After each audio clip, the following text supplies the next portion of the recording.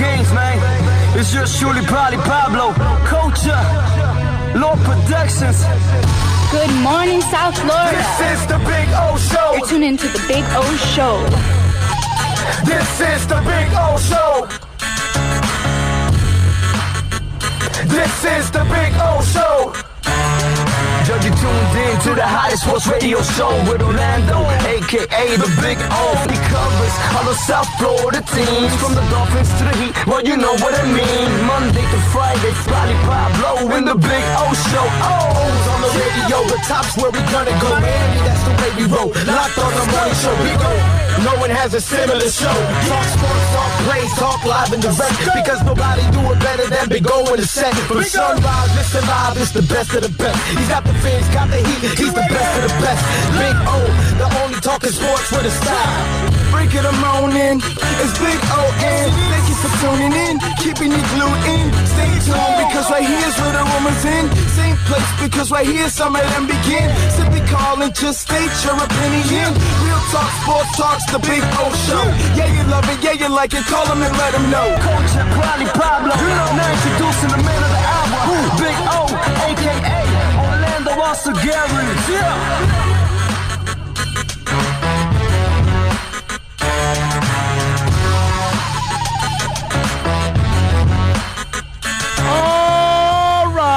Yes, sir. We are ready to rock and roll. Coming to you live, of course, from VSS West Pines. We do it every Wednesday out here. We do it a couple times a month. Looking forward to it. We'll be out here for a couple of hours, so come on out. We're out here till 3. Even if we're not here, come on out to VSS West Pines, by the way. I see where they got some new lunch boxes in. How about that? You ready to jam a little? You ready to jam your box? Your lunch box? How about that, huh? Get a little lunchbox action going. Let's see. You want a classic? Here's a Bowie, huh? It's a badass Bowie lunchbox, man. How cool is that? This is probably my favorite out of the new group. It's a Fender amp. How cool is that, huh, Bill? A Fender amp? That's pretty cool, huh?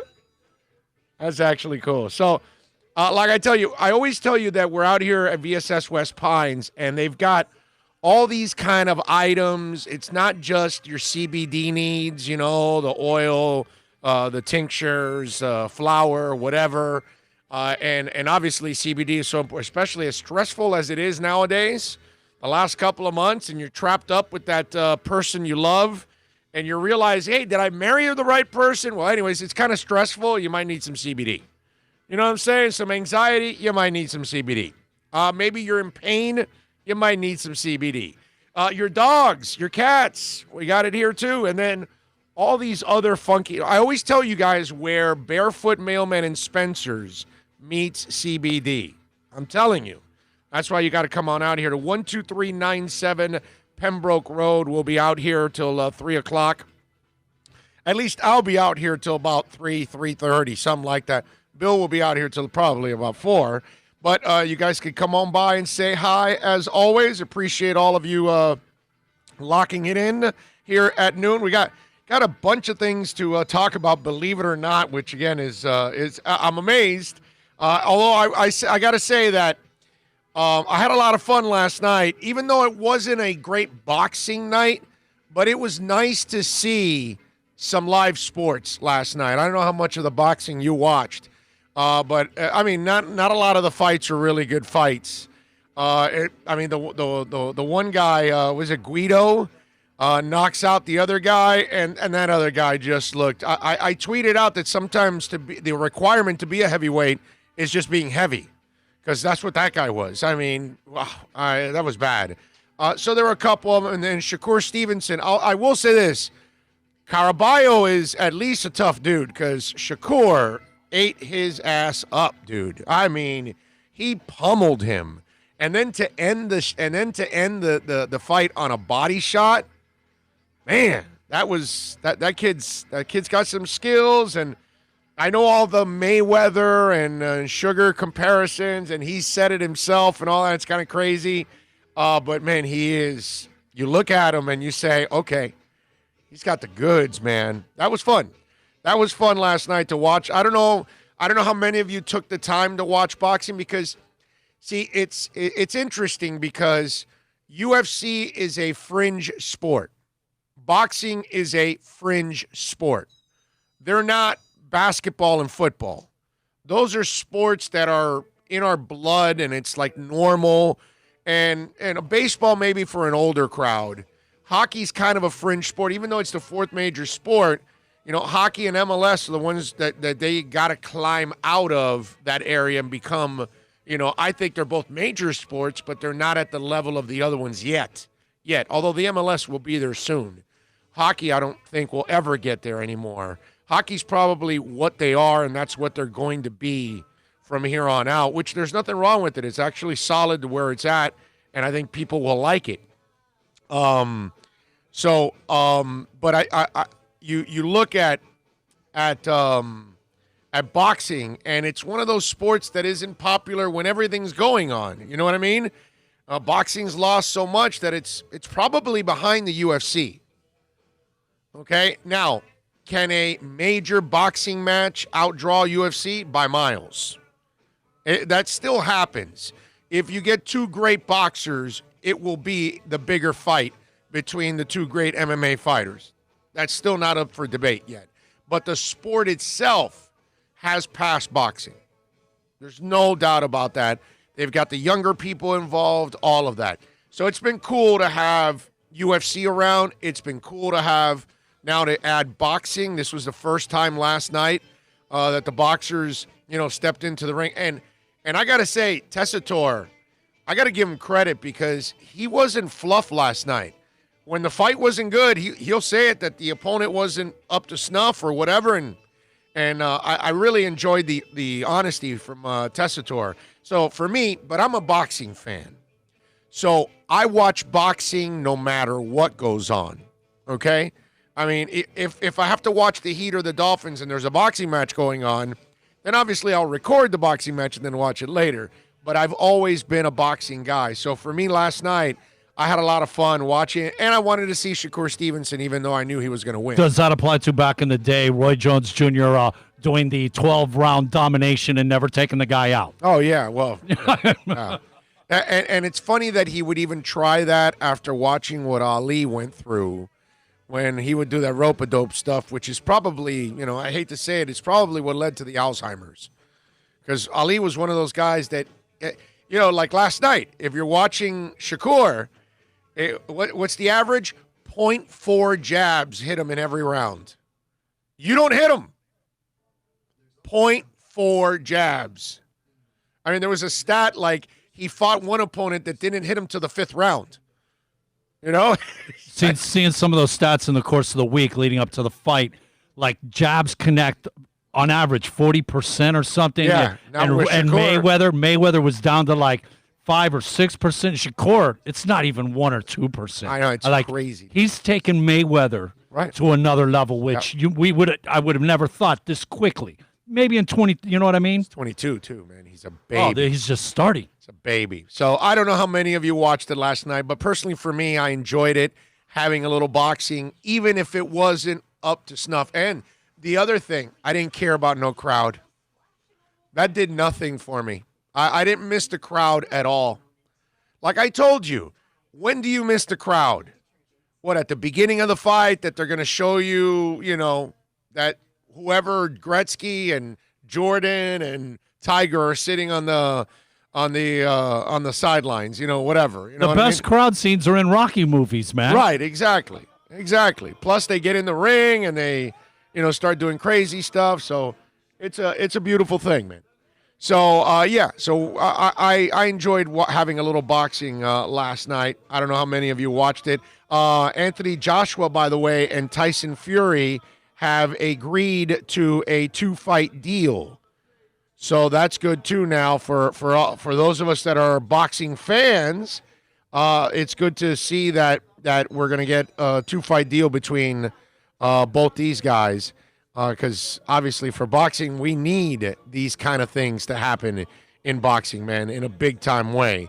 So I like seeing that Joshua and Fury have got a 2-fight deal going on. All right, so I got a bunch of things to talk about today on the program. You, of course, have many ways to reach out to us. One, you can show up here at VSS West Pines. Okay, come on by and say hi. Would love to meet you all. The other way, of course, is on the YouTube chat board. We got the super chat, as always, ready to go. We've got Twitter, Big O Show. Email Orlando at Big O Radio Show. Many ways to get in on the program. Although I do have a question, because we were talking a little bit before about the gas, and I was and I passed by this gas station close to my house on the way here, and I stopped to look at the prices while I was at the light. I looked to the right just to look at the prices, and to me it felt a little weird. Okay, Bill, what do you remember? What is the normal price difference between regular and premium?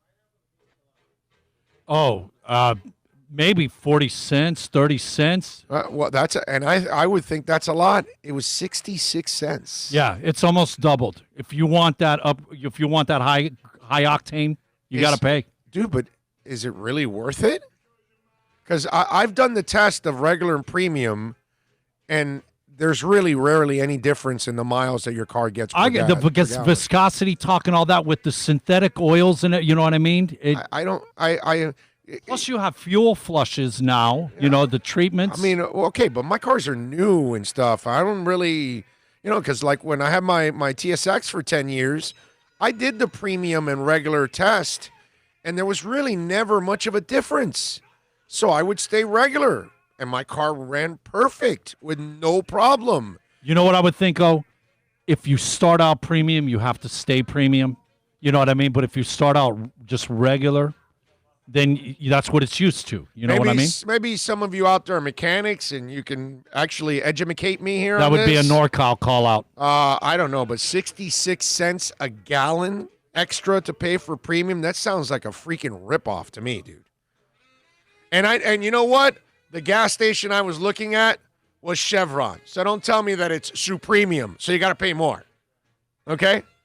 Ascot or no Ascot, not paying 66 cents extra a gallon. You know what I mean? Come on, man. That's just terrible, dude. 66 cents.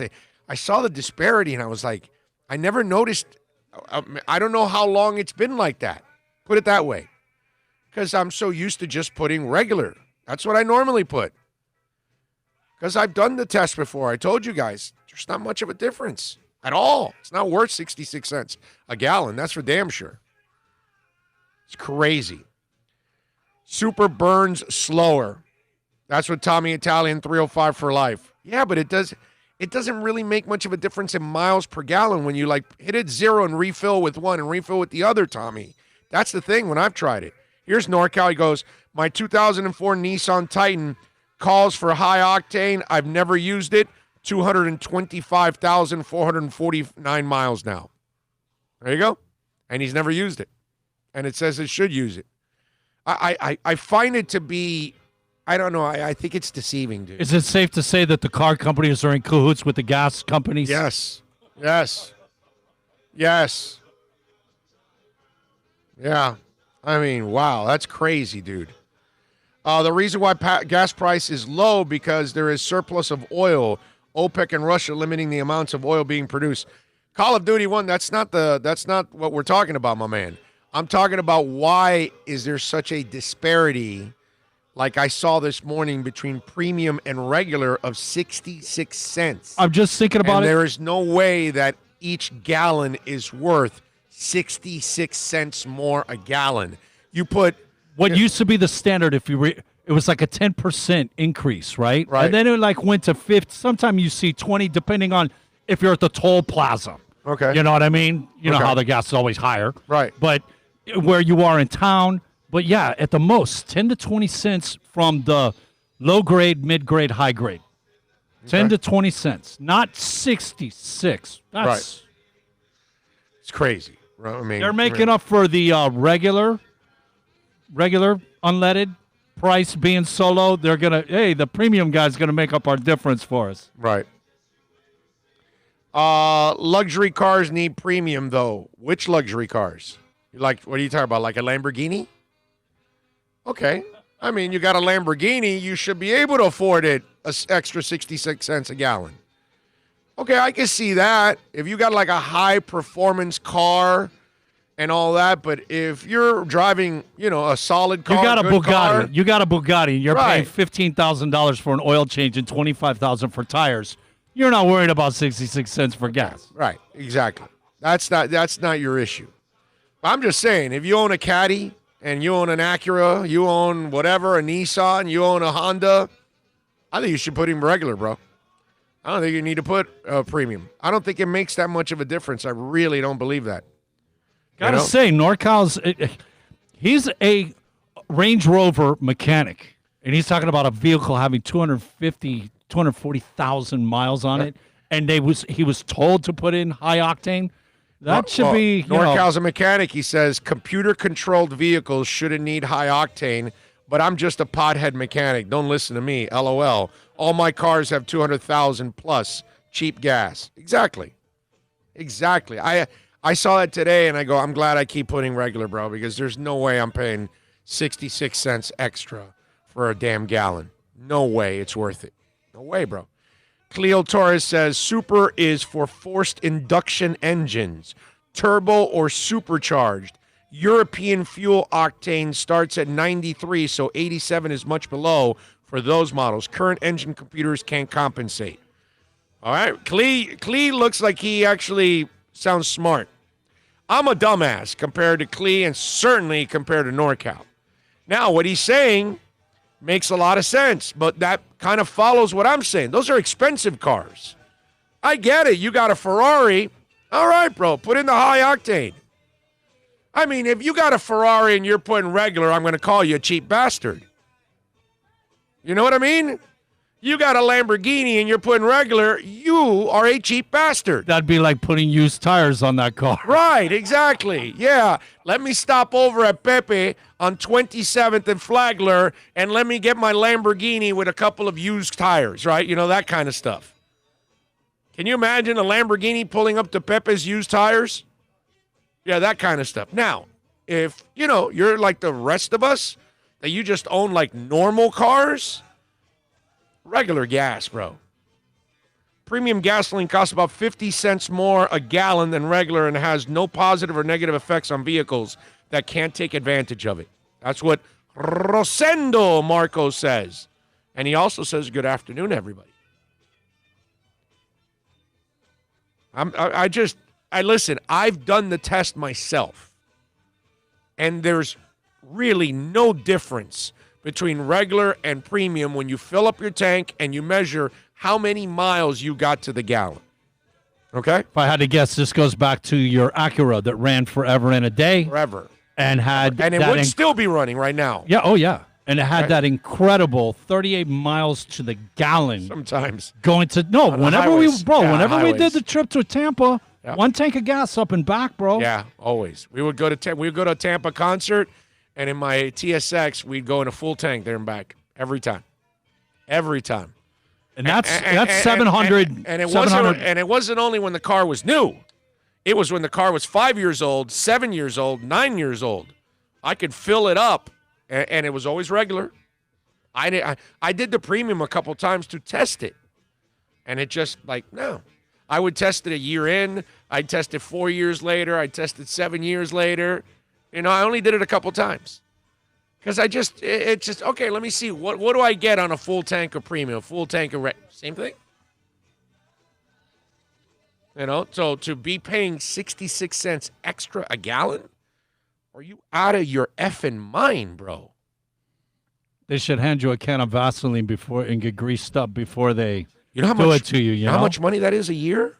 Oh, per gallon, 60. Dude, imagine that's $6 on a 16-gallon tank. It's gonna be a couple $100 when it's all said and done. Easily. Yeah. Hell no, dude. The hell out of here. So anyway, morning to or afternoon to all of you. Guillermo Arauz, Tony Ortiz, Troy Ortiz, Tommy Italian 305, Alex Diaz, Cody Douglas, Dean G, Super Boom Shack, Tommy Italian 305 for life. J Real 101. Big J doing big things. Omar Lopez. John Santos. Ian from Brooklyn. Joseph Rodriguez. Alex says, what do you think that the MLS and NBA are making a mistake moving to Orlando, the biggest tourist destination in the world? You really think players are going to stay in their hotel rooms? They have to, my brother. They're all trapped in bubbles. They're the UFC fighters. They're all in on their island. The NBA players, they all agreed. This is an agreement between the Players Association and the owners. This is all planned out, signed, and agreed, Alex, okay? So guys cannot leave. I think they can allow some of their relatives. I think up to 3 relatives you can bring or something like that. There's some limitations.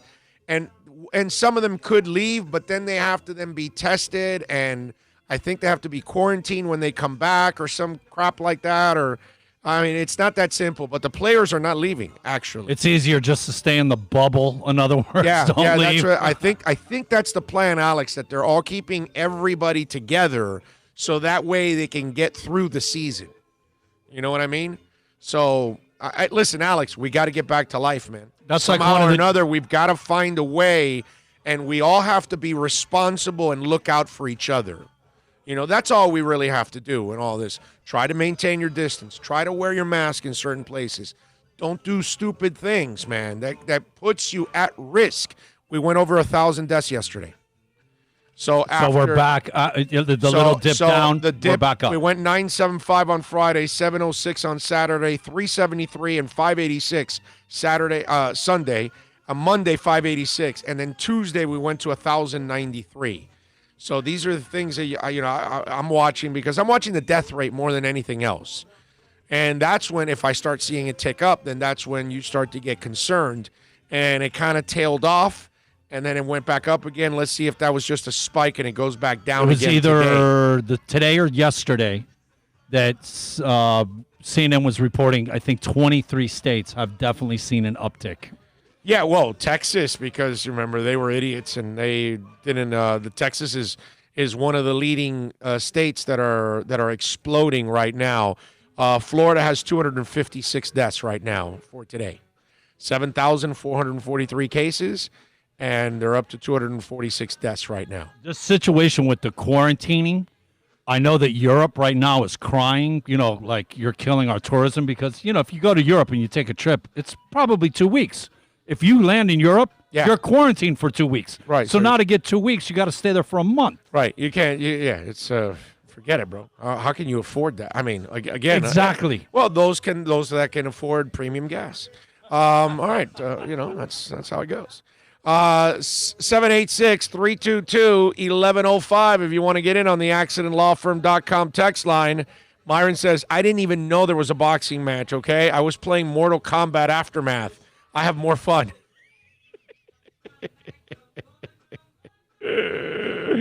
You guys are a trip. Like I said, boxing is a niche sport. Ramona says, hey, Big O, I just heard Dalvin Cook's hometown boy could very possibly get traded to the Miami Dolphins. Hey, Ramona, I don't know why they would do that. What, to play him for a year and then get rid of him? You don't trade for a guy and he wants a contract, Ramona. So wherever you heard that, it's a stupid-ass report. Okay? And Dalvin Cook is a fantastic young man, but he is injured all the time. So the last thing you do is trade for somebody that's injury-prone, and you have to give up a pick. And they're going to ask you for a good pick because he's a hell of a player when he's healthy. And then he's a guy that can't stay healthy. The key is stay away from Dalvin Cook. That's the key. You can make a case that he falls, behind McCaffrey and Saquon, right? If he's healthy. If he's healthy. When he's healthy, he's a top five back. The guy is top right behind those two. But McCaffrey. He's unreliable because he constantly breaks down. What's he good for, like 9 games on average a year? Yeah, something. Is it 9? Yeah, he breaks down too much, man. Yeah, so it's not even worth talking about, put it that way. Yo, Big O, what are your thoughts on the Heat signing Boogie Cousins? I don't really care. Doesn't do anything for me. At this point, nah. NorCal says, my 2004 Nissan Titan calls for high octane. I've never used it. Oh, I think I read that one already. I went back up to the top. Let's see where we at. Renee says, hey, just enjoying the show while patrolling the streets. Let's see what festivities I get into today. Keep them safe, baby. All right, Renee? Just make sure you point out the bad ones. What music is playing there? Oh, in the background. There's a lot of... that would be rockabilly, man. Yeah, there's a lot of rockabilly on today. We had a little Chuck Berry Yeah. when we were setting up and good stuff. Yeah. Classic. Yeah. Some of the tunes from the Big Chill soundtrack also. Yeah. Classic rock and roll is what you're hearing in the background. That'll be the day when I die. Let's see, what else do we have here on the chat board from you all? Herman Cueva says, Van Oy's motor uses premium. I like this player. I'm so happy he's a Dolphin. I like that line. That's a good one. He's a good addition, man. And he's so important to helping establish everything that you're doing and teaching the young guys what the responsibilities are at that position, all that leadership stuff. I think it's super important. Dougie Fresh is in the house. Good morning, Dougie Fresh. Raging Dolphins Maniac says, good afternoon, everybody. Dennis Akers is saying good afternoon. I drove my vet with 87 NY mistake and felt a difference. LOL, so I don't know. Okay. Anybody else used to take 27 through the Everglades to Orlando and run over gators? Well, I mean, you don't run over the gators, but yeah, I remember seeing the gators. Yeah, definitely. I could remember when I was a kid sitting in the back of my dad's Ford Falcon as we were headed to Disney World through 27th Avenue, through bloody 27. You'd see all the signs. The 27 you're talking about was called Bloody 27. Now they can't call it Bloody 27 because now it's no longer a two-lane highway, if you know what I'm talking about. Because Bloody 27 was a two-lane highway. One way the other way, and that's it. There was no media, no nothing, bro. And the trucks would come right by, and it's like being on the old 7 Mile bridge. Okay? Anybody cross the old 7 Mile? Now it's a fishing bridge.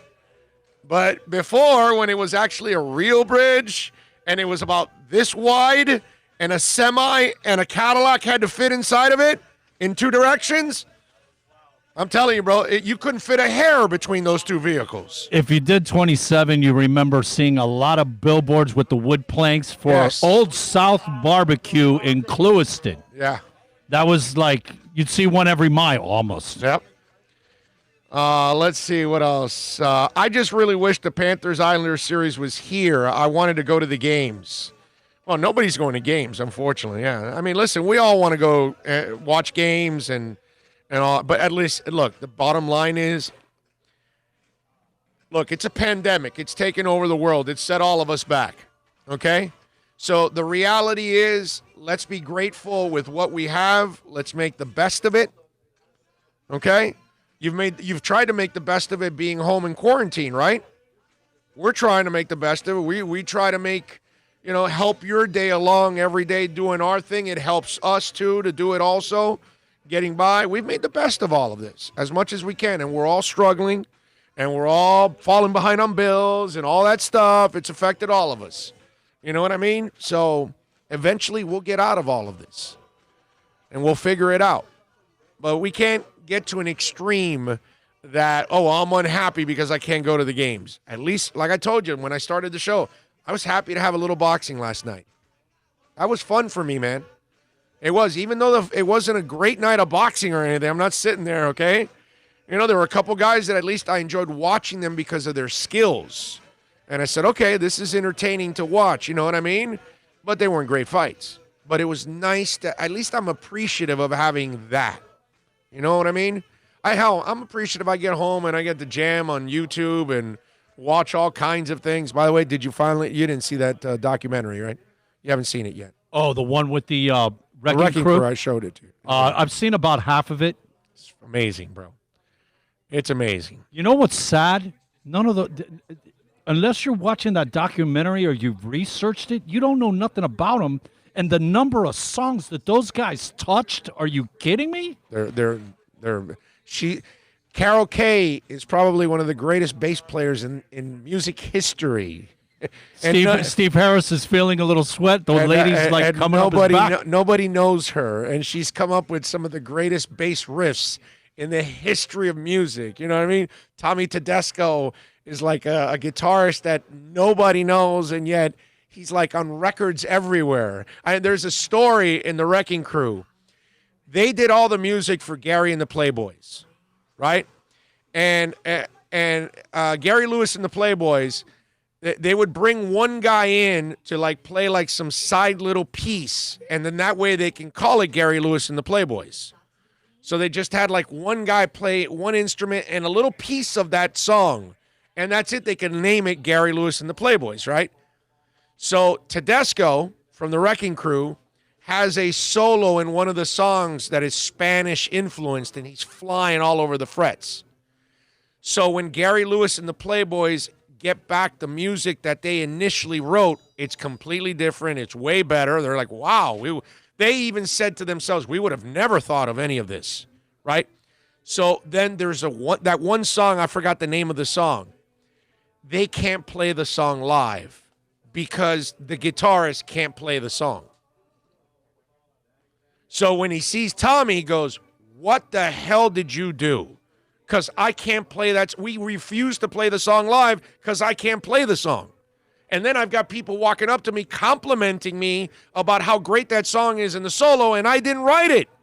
And he goes, don't worry about it. Just take the credit. So it's just a group of musicians back in the late 50s through the 60s in an era where they were creating a lot of music for the artists, and they were like the heart and soul of hundreds of bands. They were the backbone of those songs. Yeah. And the thing is, on top of it, that we didn't talk about the diversity of the songs. Yeah. Oh, yeah. The range. There is no limit. No. It goes from rock to the Beach Boys to whatever, man. Surfing music, you name Mamas it. and the Papas. I mean, it was amazing. No group out in California, if you record it out there, was not touched by them people. Probably. Yeah, go to YouTube. It's called The Wrecking Crew, and check it out. I you know what I should do? I should post the link on my YouTube page so you guys can check it out. But it is just a phenomenal doc, man. You're going to watch it 2 or 3 times. That's how historic that doc is. In the Wrecking Crew, by the way, did you notice the 2 of the big names that were in the Wrecking Crew? Because those aren't the big names. Even though they're the big names, Carol Kay and Tommy Tedesco, but Glenn Campbell is part of the Wrecking Crew before he became Glenn Campbell. The Tommy Tedesco, he also wrote a bunch of movie show tunes like the MASH riff, and there was like 8 or 9 of them that they mentioned. It was like, man, you play that and you're like, hey, MASH this, that, like, you know the show.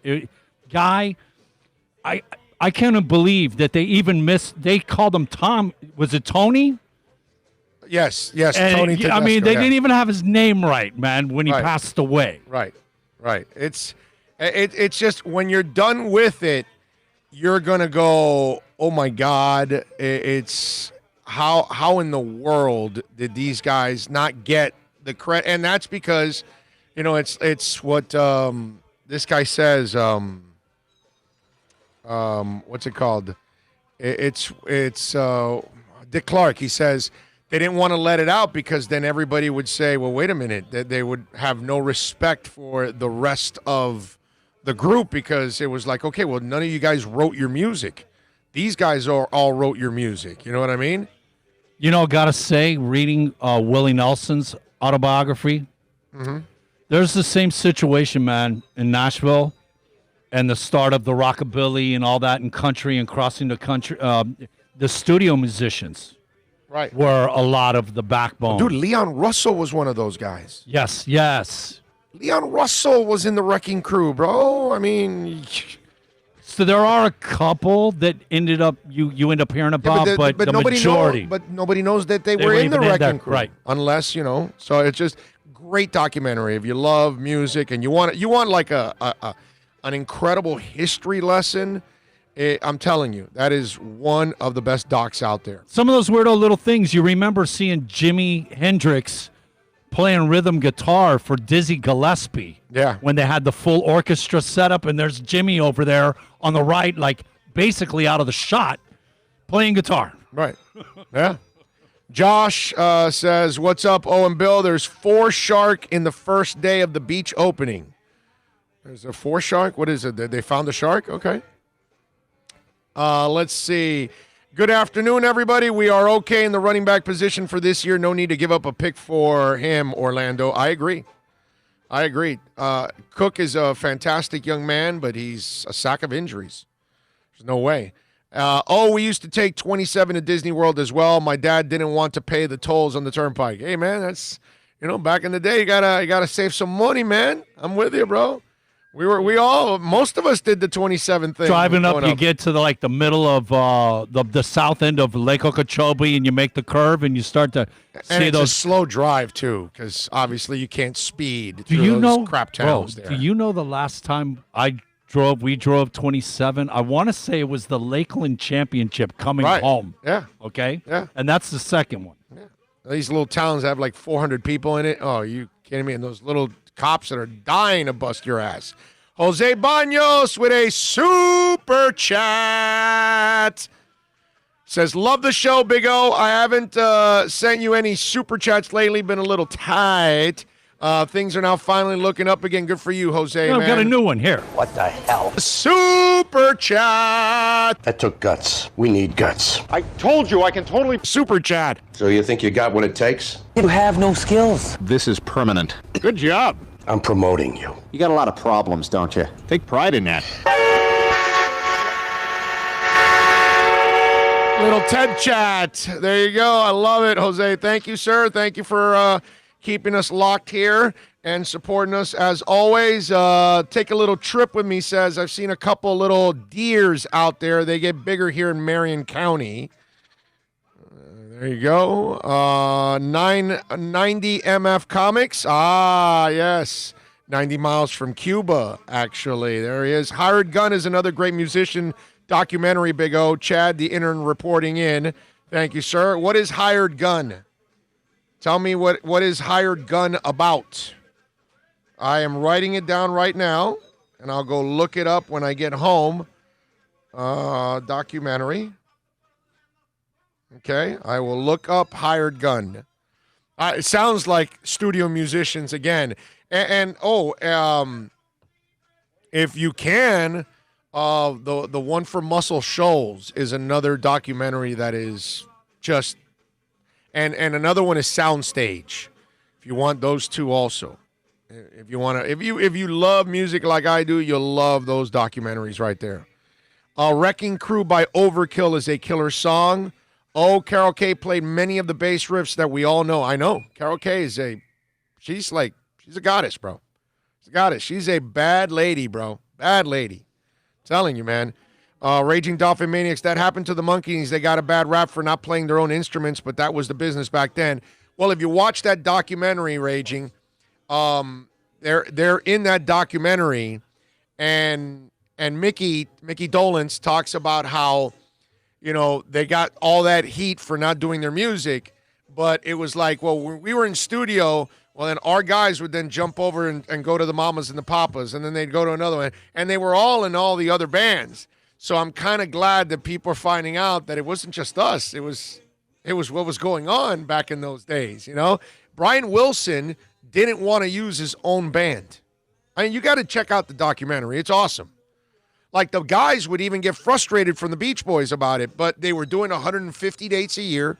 They didn't really have time to book and do everything. So then Brian, he's the one that, Brian Wilson wrote all the music for the Beatles. For the Beach Boys. He was the brains behind the entire thing. So he would walk in there and use the studio musicians from the Wrecking Crew because they were the better musicians, and they were going to make it sound the way he wanted it. And then he'd bring it back to the boys, and then all they'd have to do is put the vocals behind it, and it was over. So that's the way. I mean, it's such a great doc. I'm telling you. I do have a question for you. What's that? You're running amok. You're into 40 I'm already minutes. 40 minutes. I Yep. don't know what you want to do. Yeah, let's take a really quick break here. We do want to tell you that we're out here at VSS West Pines, 12397 Pembroke Road. Come on out here, man. All the guys are out here. Jason, Alex, Tommy, you name it, Jose. All the great people are out here. They're ready to help you out. I tell you all the time, this is one of the coolest stores you will walk into because there are so many different things here to buy. You're going to love it. So come on out here, 12397 Pembroke Road, or call them. You can still order, online. You can go to vsswestpines.com. You can see the products. You can order them. You can buy them, and you can have a drive-up service right there, curbside service. If you don't want to walk in with the mask, okay, stay in the car. All right, you call them. You tell them, hey, I'm outside. They'll bring your stuff right out to you. You're done. Your history. You're in the archives. There you go, and you're enjoying your CBD on the way home. Relaxing, taking away that anxiety, that stress, relieving that pain, whatever it is. Come on out here, 12397 Pembroke Road in Pembroke Pines. I'll be out here till at least 3 o'clock. Come on by and say hi. Let's take a quick break. Back with more right here on The Big O Show. It's a buyer's market at Toyota of Hollywood. Over 1,500 Toyotas on the ground, and truckloads just keep on coming. Now pay up to 50% less. 2020 Camry, not $29,000, $17,775. 2020 Corolla, not $22,000, $13,775. Buy a new 2020 Toyota with 0 down and 0% financing, or we'll make your payments till 2021 at Toyota of Hollywood, the #1 volume Toyota dealer on 441 between Hollywood Boulevard and Sheridan Street. Are you tired of watching the same old travel videos on the internet? Well, then check out MikeNoGoZones.com, a travel documentary that's breaking barriers. I go to the places that the media tells you to fear, where no one else dares to go. Baltimore, Opelika, South Side of Chicago, and more. Go to MikeNoGoZones.com. No one expects to get into a crash, but I expect you to go to accidentlawfirm.com if you do. Make sure when hiring a driver, you go through a rideshare app so that you can be covered by the insurance, which can be up to $1 million whether you're a passenger or a driver. In other words, don't try to save a few bucks by paying cash instead of going through the app. I'm attorney Bobby Nunez from Nunez Law in Miami, and we're here to help you through the process. Go to accidentlawfirm.com for a free consultation from me, Bobby Nunez. That's accidentlawfirm.com. America's safest and best-selling compact luxury SUV is at Acura of Pembroke Pines, and this is how we do it. RDX, $339 a month at Acura of Pembroke Pines, the #1 volume Acura dealer.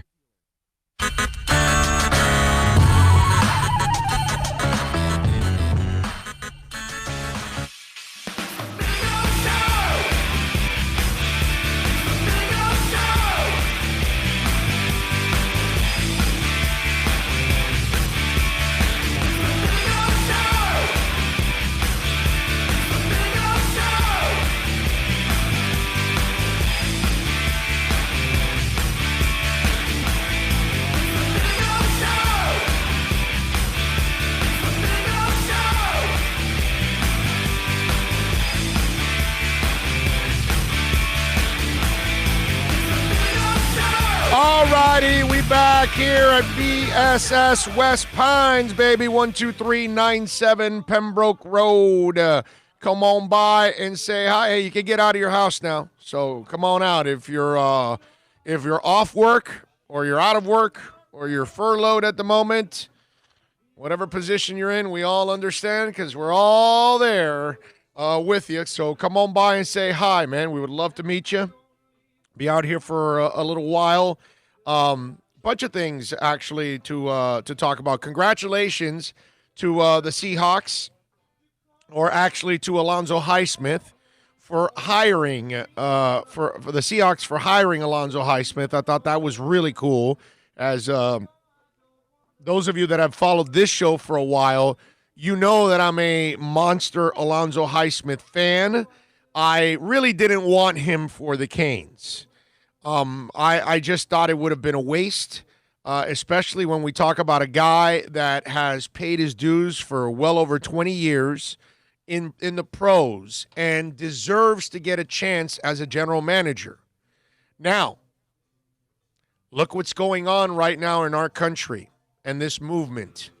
And we all know that the minority, unless you have a person like Stephen Ross who has vision, who is really willing to be objective and hire who he thinks is the best person, or allow people around him to hire what the best person is, because that's what he did with Chris, right?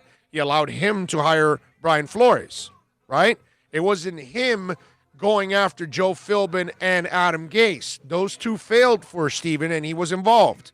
This was Chris Greer's call, Brian Flores, right? So he's doing things that the rest of the league doesn't do. Now the league's going to have to kind of they're going to have to shed their racial ways, and some of these owners are going to have to start being objective, even if they don't want to.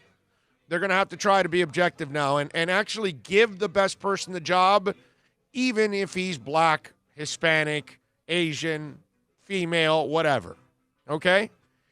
And so maybe now this is the break that Alonzo Highsmith needed. He was hired as a consultant. Now they hired him full-time. The guy was in Green Bay, did a phenomenal job. There were times here a few years back that I championed Alonzo Highsmith to be the general manager. But then again, I get it. I look at things objectively. I don't care about the color of a person or any of that crap. I just know Zoe's a hell of a football guy, dude. But he's black. So we all know that story. And so he's been at this just like Chris Grier, man. 20 years practically, Chris Grier, waiting for that chance. Same thing for Alonzo Highsmith. And he gets hired by Seattle. Does that mean he's bad? Because in some of your eyes out there, right? Because, some of you guys out there, well, Chris Grier was here for 15 years. That means he sucks like everybody else. Well, yeah, but they weren't taking his advice. So how do you know if he's good or bad? You have no idea. But obviously, if everybody else kept him around, they must have loved his reports. His reports must have been on target more often than not. They must have said, he's an asset. I got to keep him here. Now, minority, I may not take his word. That's probably what was happening. So thinking about the environment now, and as much as I know I'm biased, I root for Zoe. I think he's a great man on top of all of that. He was a hell of a player. He got the short end of the stick also because he would have been an even better pro if he wouldn't have blown out his knee. You know what I mean? So this is a guy that had and has made himself one hell of an executive. So for me, Alonzo Highsmith deserves an opportunity, and I'm glad that he stayed in the NFL, didn't go to college, and now with this movement, he might now be considered down the line for one of these general manager spots over the next couple of years. That would be nice. So something tells me that Kansas City's offensive coordinator, Eric Bieniemy, is going to get that chance next year if there are coaches fired, which it's the NFL. Of course there are going to be coaches fired. Give me a break. Who knows? Any of you stinking Jet fans out there, you might end up with Eric Bieniemy after they fire Adam Gase next year, which I hope they don't. For me, I am rooting for Adam Gase, man. I want him in a Jets uniform for 30 years. Not uniform, whatever, sidelines, you name it. You know what I'm talking about. 786-322-1105 if you want to get in on the accidentlawfirm.com text line. That's 786-322-1105 if you want to get in on the accidentlawfirm.com text line. You can also email me at Big O Show. And as you all know, Bill missed yesterday's show. And, there's some question as to where Bill was yesterday, right? Because, he's fed us some BS about the car breaking down and all that stuff. Well, we actually got a report in. And this right here, I'm reading this report. Somebody covered this yesterday, Bill missing the show. It says, it was about a month or so ago when I mulled over the consideration of being eyes and ears for the Big O Show outside of South Florida. Yes, I live in an area where a backbeat that is narrow to difficult to master, a place of high life for the low life, where Ted Bundy came for pancakes and where bath salts enthusiasts come to watch the jams of Chuck E. Cheese Band. Call it Florida's ugly stepbrother with the charm of a school bus fire. Oh, where Florida man goes to call other people crazy. I call it home, the Florida Panhandle. So, this is our first Panhandle report, okay, from Dougie Fresh, our reporter. Says Big O, on 6/9/2020, an incident at a Pensacola Waffle House might offer alternative facts to where Bill's whereabouts yesterday. Apparently, a woman and her real name, Freedom Rider Zobrist, was dancing for an unknown man in the parking lot. Onlookers witnessed both adults rubbing their magic zones together. Witnesses reported the horror and looked more than disturbed, all right, anthill than any type of actual dance, while most customers looked away to keep their food down. One man was frozen by the spectacle and commented, only Satan himself could take away so much rhythm from one man and replace it with awkward, sticky fumbling. The witness went on to report that Freedom may have revealed the name of her mystery grinder in crime as she left the parking lot. Her partner remained on his knees, out of breath, and yelled, "What do I tell my boss now?" All the humanity. Freedom cackled and said, "Oh no, Mr. Bill, you want me to write you a note? Just say that your car broke down, or be a man. Let him know you were getting some Freedom waffles at Waffle House."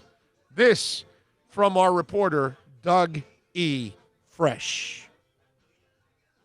Thanks, Dougie Fresh.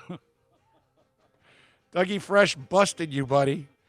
Getting your thing on at a Waffle House. Now, Dougie Fresh does send us the real story. In Pensacola, Freedom Rider Zobrist was arrested Monday outside a Waffle House on a Pensacola Boulevard after a restaurant manager said she exposed herself and danced in the parking lot. I would have given her some pancakes. The manager told Deputy Zobrist arrived early that morning, and because of her behavior, he asked her to leave. She left but returned around noon, cursing and threatening to get a gun and shoot the manager and everyone in the restaurant. Zobrist then walked outside and pulled down her pants, exposing her sexual organs, and started dancing around the parking lot. The manager said she then approached him and tried to grab his genitals. The manager said he tried to block her, and she licked him on both sides of his face. What did she think? Ice cream, the ice cream capers? Remember the people licking the ice cream? Yeah. Witnesses on a scene say they were blocked in and couldn't leave because of her dancing, and that she was being very loud and caused a disturbance. Zobrist is charged with lewd and indecent exposure, disorderly conduct, battery, and assault. Because licking somebody now, that's battery, bro. It's disgusting, but it's also battery. So Dougie Fresh sees a real story, and then he knows that this woman, obviously, and Bill are, hand in hand. They're tied together. You know what I'm just happy about here? Nice job, Dougie Fresh, by the way. It's not a Florida man, it's Florida woman. A little change. Yeah. Because the Florida man gets it upside the head constantly with this. Yes. So nice to see, a little Florida woman. Yeah, man, a little change. Yeah. Why not? Mike No-Go Zone says, sounds like a classy broad. Oh, she's as classy as they get. Come on. NorCal says, I can confirm Bill contacted me for advice about his car, but that could all be part of his cover-up. Good work, Dougie Fresh. There you go. See? We busted him. I told you he was getting some lap dances. The friction dance was described as scattered, smothered, and covered, according to Super Boom Shack. Rosendo says, fresh story, and that's the way it is. Jean-Luc says, I might have given her some sausage. Oh, Jean-Luc. Oh. Can I just say... You got to see her. You may not have. I was going to say, can you imagine hanging out at a Waffle House? Yeah. What this... Yeah. Yeah. Yeah, no, that doesn't work, bro. Yeah, that's not one that's going to fly, bro. I did hear about from one of our listeners, friend of the show, Tony in Medley, the Warehouse Rush lover. he did inform me that you did share with everybody that I was hanging out at Tootsie's. Of course. Hey, at least I didn't pick The parking lot bare at necessities or something, not to pick on any kind of small, but I didn't pick on a cheesy one. I gave you Tootsie's at least. You know what? You put me in a strip club. Thank you. It's got a couple hundred I'm women, bro. out there at the parking lot at Waffle House. I've had Tootsie's as a sponsor in the past, and I can tell you that, for those of you that like those kind of establishments, I can understand why you like those kind of establishments. Because when you go to Tootsie's, I will say there's serious talent there. So there you go. Especially, how I do a roll call, they do a roll call. And or at least back in the day when I was doing shows there, and then they would 100 girls would come out and they'd walk around the whole thing or something. And I gotta give them credit, man. It wasn't a bunch of chicks missing teeth and pregnant and whatever, out of shape completely. No, man, they had some skills, they had some curves, baby. They could swerve and curve. I'm telling you. All right.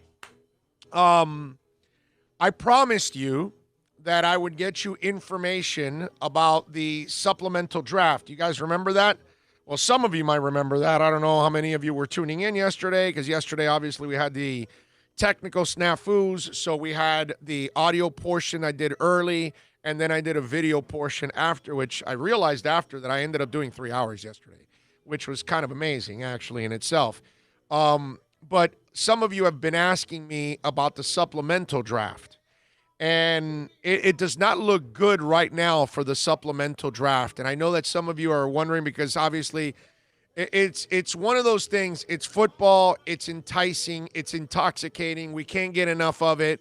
Give me free agency. Give me the draft. Give me the supplemental draft. I can't wait for mini camps. I can't wait for training camp. Can't wait for the preseason, regular season, playoff, Super Bowl. Let's do it all over again. Can't get enough. Right? It's a cycle we love and can't get enough of. Correct? Here's a executive says some talk that they're not having it at all. Okay, this is a league source. They're not having it at all this summer. Let's be real. It would be mass exodus. So they think the league is trying to avoid it. That's the rumor anyways. So he thinks there's been no date, no talk for the supplemental draft. Also, because of the concerns of COVID, a bunch of guys may want to leave. Now, I also found this out. The NFL has already made people like Travis Etienne, which is a guy that I would want. They're not eligible to declare for the supplemental draft.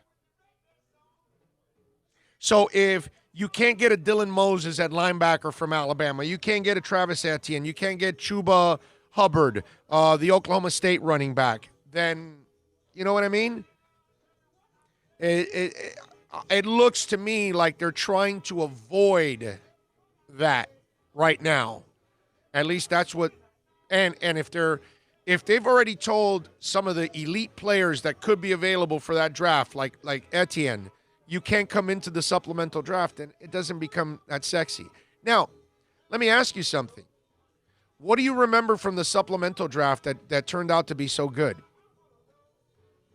The only thing I can remember is Steve Walsh going in the first and Troy Aikman, and that's the last. Well, Troy Aikman didn't go in the supplemental draft. No, I'm saying Steve Walsh went in the sup. And Steve Walsh, I said, what happened special in the supplemental draft? That for us, that was Canes. We went, that's not special, bro. Yeah, well, I know. Could you take out the fan crap out of you, bro? Learn to be a media member, okay? I love Steve Walsh is my favorite. My orange and green blood is never gonna change. Quarterback is Steve Walsh. Is that why number 4 is your favorite number? My favorite quarterback ever is Steve Walsh. He never lost. At the NFL level, there's nothing special about Steve Walsh. Not at all. Okay, so I just want to, for those of you that are so excited I'm trying about. to think. There's like one guy that I'm forgetting. I think it's one, right? Let's just let me run something by you. Okay, go. And we do homework on this show. Jalen Thompson was taken last year as a strong safety for Arizona. Okay, he's had 57 tackles, 1 interception, one forced fumble. He's tied for 142nd in tackles in the NFL, played 15 games last year. They got him in the 5th round. It's not bad, but it's nothing special. The Giants got Sam Beal, okay, in the 3rd round in 18. He's a backup. He's played 6 games since 18 and has a total of 26 tackles. You want to talk Terrell Pryor in 2011? How'd that work out for a 3rd rounder? How about Josh Gordon for the 2nd rounder back in 2012? My point is, don't get overly excited about something that rarely produces anything. You have a higher hit ratio of grabbing people off of practice squads, right? Preston Williams is better than all these guys. How do you like that? How do you like that? Like I said, practice squad grabs are more successful. I know Josh Gordon is super talented, but he's at waste. I don't mean that literally. I get it. He has a drug addiction and all that. I mean, he's a waste of a pick because he never finishes seasons. He's never reliable. If someone's unreliable, how can they be any good to you? Who cares what they do in spurts? If you can't count on somebody tomorrow, next week, a month later, then who the hell are they? You know what I mean? If I can't count on you because you've got to drink, you've got to do drugs, and you can't stay away from it, then you're useless. And that was a useless pick. Cleveland gained nothing except headaches from Josh Brown the entire time, bro. On and off, suspended, active, suspended, active, suspended, active. Get the hell out of here, bro. So I just want to kind of remind you out there that while I get it, it's a drug, we can't get enough football, the supplemental draft isn't anything out of this world on a consistent basis. And that's not – Miami is going to win the championship in a couple years because of what they've done in the draft, not in the supplemental draft, and what they do with their cap and how they handle free agency. The supplemental draft, don't expect it to be the panacea. Don't expect it to be the reason why you're winning a title. DraftKings, FanDuel, GPP Central. Yeah, it's a super chat. Super chat. No way. Yes way. No way. Yes way. They were fantastic. Super chat. So there you go. That's your info. I promised you I'd get you something on the supplemental draft, and we did. And so it doesn't really look good on a year like this. And I'm kind of glad in a way. You know why I say that? Because you now have those players roll over into next year, and I like my chances with our guys in the front office now. And they got all those extra picks. And we'll be in Cleveland having some fun. So I'm good with that. I'm not worried about that. I don't need the supplemental draft for the Dolphins to get anywhere. Let that drug OD somebody else, not me. I'm not going to deal with it at all. All right, let's take a break. 1 hour down. We got a couple more to go. I got a bunch of things that I want to talk about, man. Let's see. I got another story that involves a former basketball player doing some stupid things. I got something interesting the NBA has chosen not to do. We got a little baseball talk. The golf, the PGA is doing something classy. So did Rob Gronkowski. Michael Jordan did something special. We got a business owner that's in some serious trouble, and he's buried his business, basically. We got something else from the Bulls that's in the news. A little Dana White action. Ed Ogeron. What else do we have? I got a bunch of music notes. Ooh, I got one that Bill is going to freak out on. Haven't even told him about it. He's going to love it big time. What else do we have? NFL players calling out owners. I mean, so much, man. Got a bunch of things. So there you go. I got a lot of things to talk about, and we've only got 2 hours. We will try to squeeze it all in, and the news and the talk too. You want to get in? Really simple. TheAccidentLawFirm.com text line 786-322-1105. Twitter, Big O Show. You can also reach out to us on email, Orlando at Big O Radio Show. And the super chat is there also with the YouTube chat board. Let's take a quick break. Back with more live from VSS West Pines, 12397 Pembroke Road here in Pembroke Pines. Back in 2 minutes. America's safest and best-selling compact luxury SUV is at Acura of Pembroke Pines, and this is how we do it. RDX, $339 a month at Acura of Pembroke Pines, the #1 volume Acura dealer. No one expects to get into a crash, but I expect you to go to accidentlawfirm.com if you do. Make sure when hiring a driver, you go through a rideshare app so that you can be covered by the insurance, which can be up to $1 million whether you're a passenger or a driver. In other words, don't try to save a few bucks by paying cash instead of going through the app. I'm attorney Bobby Nunez from Nunez Law in Miami, and we're here to help you through the process. Go to accidentlawfirm.com for a free consultation from me, Bobby Nunez. That's accidentlawfirm.com. Are you tired of watching the same old travel videos on the internet? Well, then check out MikeNoGoZones.com, a travel documentary that's breaking barriers. I go to the places that the media tells you to fear, where no one else dares to go. Baltimore, Opelika, South Side of Chicago, and more. Go to MikeNoGoZones.com. It's a buyer's market at Toyota of Hollywood. Over 1,500 Toyotas on the ground, and truckloads just keep on coming. Now pay up to 50% less. 2020 Camry, not $29,000, $17,775. 2020 Corolla, not $22,000, $13,775. Buy a new 2020 Toyota with 0 down and 0% financing, or we'll make your payments till 2021. At Toyota of Hollywood, the #1 volume Toyota dealer on 441 between Hollywood Boulevard and Sheridan Street.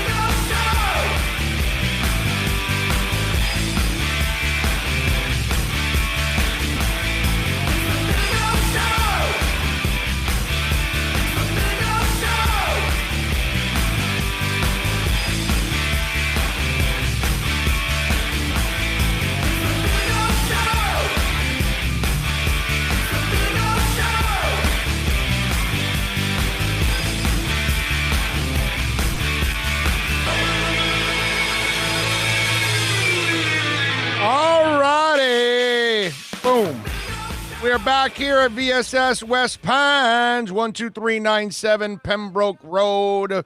Appreciate all of you out there tuning in as always and supporting us. I just posted on Twitter right now. I forgot to do it earlier. I'm sorry. I just posted the Wrecking Crew link on YouTube so you can watch the documentary if you want.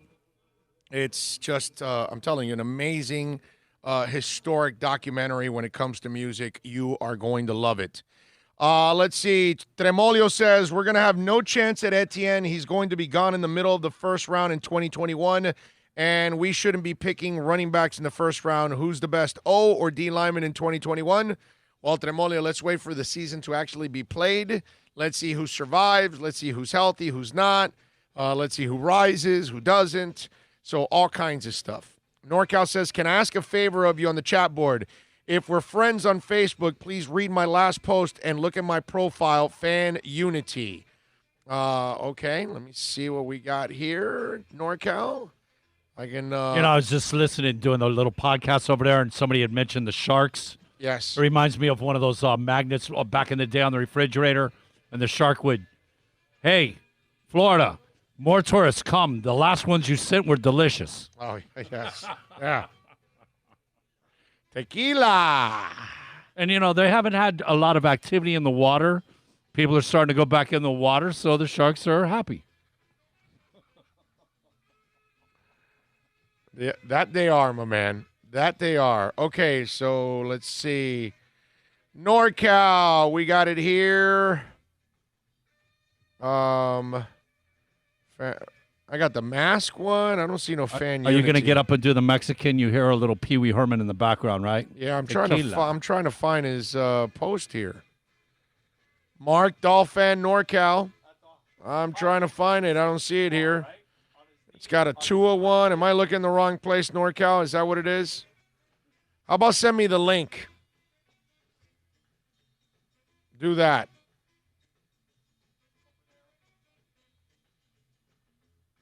Let's see here. Bro, I have Pee Wee Herman on his tiptoes, doing the here we tequila go. on the bar. Here we go. Wait a minute. Is this the one of Sky and Hannah? Are we talking about this? Is this the one? What are we talking about, NorCal? You got to help me out here because you've got is it the missing child? Which is very depressing. As a father, that is not something that I ever want to see. I don't see it, NorCal. You gotta send it to me. I'll send it to you. Thank you, NorCal. Send it to me and I'll read it, brother. Always, man. I got your back. It's all good, baby. Send it to me and I'll see if I can get to it and read it for you there, my man. All right, 786-322-1105. If you want to get in on the accidentlawfirm.com text line, you can also reach out to me on Twitter. That's at Big O Show. What's it called? Dana White and Dominique Foxworth went on an exchange on First Take. First of all, I got to tell you something. It's interesting because I saw this on social media and people were blowing this thing up like it was some huge exchange. And like Dominique Foxworth was like challenging Dana White. And I got to tell you something. It was a weak exchange. And it was even weaker on Dominique Foxworth's part. Let me explain to you, right? First of all, Dana, we talked about it over the last couple of days. He's had some issues with some of his fighters. Connor's retired. Cejudo's retired. John Bones Jones wants more money. Masvidal wants more money. They're not happy. All of that, right? So Dominique Foxworth was part of the Players Association, and he was one of their lead guys. After this exchange, I kind of see why the owners take advantage of the players all the time. I got to be honest, okay? Dominique Foxworth looks like a really nice guy overall. But if anybody thinks that this exchange was something that actually, really challenged Dana, all right, first of all, let's play the first part of it. Play the first part with Dana and Dominique Foxworth on First Take. These guys both have brand new deals that they were more than happy to sign less than a year ago. Yeah, I think the Masvidal and Jones are interesting cases that I think you'll probably explain away, but my history in labor unions and sports in particular kind of makes me a little biased on this particular side. But if it were just those two guys, then I feel like I could get on board and understand your explanation. And I obviously understand how businesses work, but there's a long history of issues with the labor in UFC not feeling that they are getting just payment or the treatment that they deserve. So can you speak to the long history rather than the specific individuals? Does anybody feel like they make too much money? Nobody does. These guys just listen. If we were talking about a thing where, these guys had old contracts from 3 years ago, and it's like, come on, that was 3 years ago that I did this deal. It's real. They signed these less than a year ago. Right. This was months ago. By the way, I don't know if you know this, but we're in a pandemic right now, and no other sports are going. Oh, by the way, every other sport out there is arguing over money right now. I haven't laid off one employee. I haven't asked any of my fighters to take less money. And you don't hear me out here crying about, no, I don't get any gates. I don't have this. You don't hear me crying about anything. I'm running my business. I'm paying everybody. And right now, if you think it's easy to be a business owner right now, here and today, you are right out of your mind, okay? Because there's never been a harder time to do business than right now. Guess what? I'm pulling it off. Well, you can't say you're not crying anymore. You just said it's a hard time for business owners. But all right, so first of all, Dana's right about all of this. Both guys signed contracts. They're only one fight into their contract. They just signed their contracts within the last year. It hasn't been a year yet. So if you're unhappy with what you're getting paid, then that's up to you and your agent to negotiate a better deal. You had your chance, right? You negotiated an 8-fight contract. Now you're going to complain about a contract 1 fight in? Oh, by the way, aren't baseball players complaining about money right now? Don't football players want to get paid more money too? Don't you want to get paid more money also? Don't you feel like you do a better job than what you're getting paid for at work? We all feel we're underpaid. Wow. Welcome to the world. Welcome to real life. My problem with Dominique Foxworth in this whole thing is he has no knowledge. Listen to part 2 now. Go ahead and play it. Fire it off. I do think that it's important to understand that. Is that me crying? I was just explaining. That's not me crying. I was just explaining to you. The point I'm making is all right, the leverage is different. So, saying that they just signed contracts doesn't speak to the leverage that they have in negotiation. Just because they signed contracts doesn't necessarily mean that the contracts are fair. I'm not informed enough to know whether contracts are fair or not, but I understand that when there's a track record of a number of athletes over a period of time having an issue with someone or a company, then that seems like a group that needs unionization in order to have the leverage to get the things that they want. I know Molly has a question for you, but that wasn't a question. I was just kind of making a point. Oh, no. I want you again. Welcome to the fight business, my friend. And so right now we're in a pandemic and all this stuff is going on. Do you see me we just signed a contract 8 months ago. You see me saying, oh, no, this is going on and that's going on. I have to pay you less money. Let's talk. No, I'm paying them exactly the same amount of money no matter what's going on. In the history of this company, I've never asked a fighter to go backwards ever. I mean, that you could argue that suggests that maybe they weren't making enough if their pay is not an issue. But I'm not saying that you're having trouble, that we should applaud you. We should certainly applaud you for keeping your business running and not letting any people down. I certainly wasn't looking to fight you like Dan Le Batard. I'm not looking to fight you at all. I'm just bringing up the idea that there's another perspective that makes perfect sense to me. Given my background, I understand how difficult it is to run a business right now. So we applaud you for all that. We applaud you for not taking their money down. But just because you're not doing anything bad doesn't mean that the situation is fair for them. And again, I'm not trying to be confrontational because I don't know the ins and outs of this business, but I do know the ins and outs of sports labor. And I know that when you have a bunch of angry, upset athletes, there's normally a reason why they should be angry and upset. So I was just speaking to that. Well, again, I have 630 fighters under contract, and we're talking about 2. Exactly. And Dominique Foxworth starts off by saying, well, I don't know the ins and outs of the contract. So why are you engaging? Yeah. Then how do you know, dude? How do you know they're not fair? You know what I mean? Are all those fighters negotiating all the Fight Island stuff and the medical and all that? Because those are all more expenses for him. Do they not know that too? You got to run a business. You got to run a business. And unionize. You're not all plumbers, and you're not all the same. You're a fighter, bro.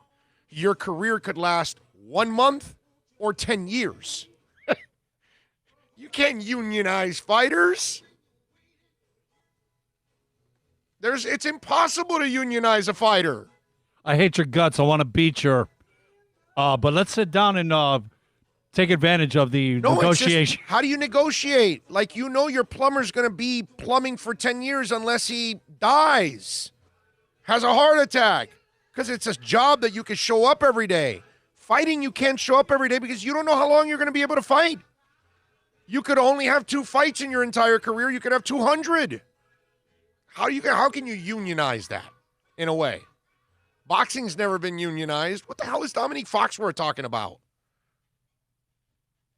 Last time I checked, most boxing matches are individually negotiated, correct? Yes. Not, hey, we're going to do it for the next year. Yes. And this encompasses HBO and Showtimes and ESPN, everybody's. No, you can't do it. What I want to know is the people on social media, they're posting like, wow, Dominique Foxworth really taking Dana White to the cleaners, pissing off Dana White. Dana White stepped all over him and cleaned him off his shoe and just casted him aside, bro. Dominique Foxworth, it was a ridiculous argument. I mean, if you're going to get somebody in there, get Helwani in there.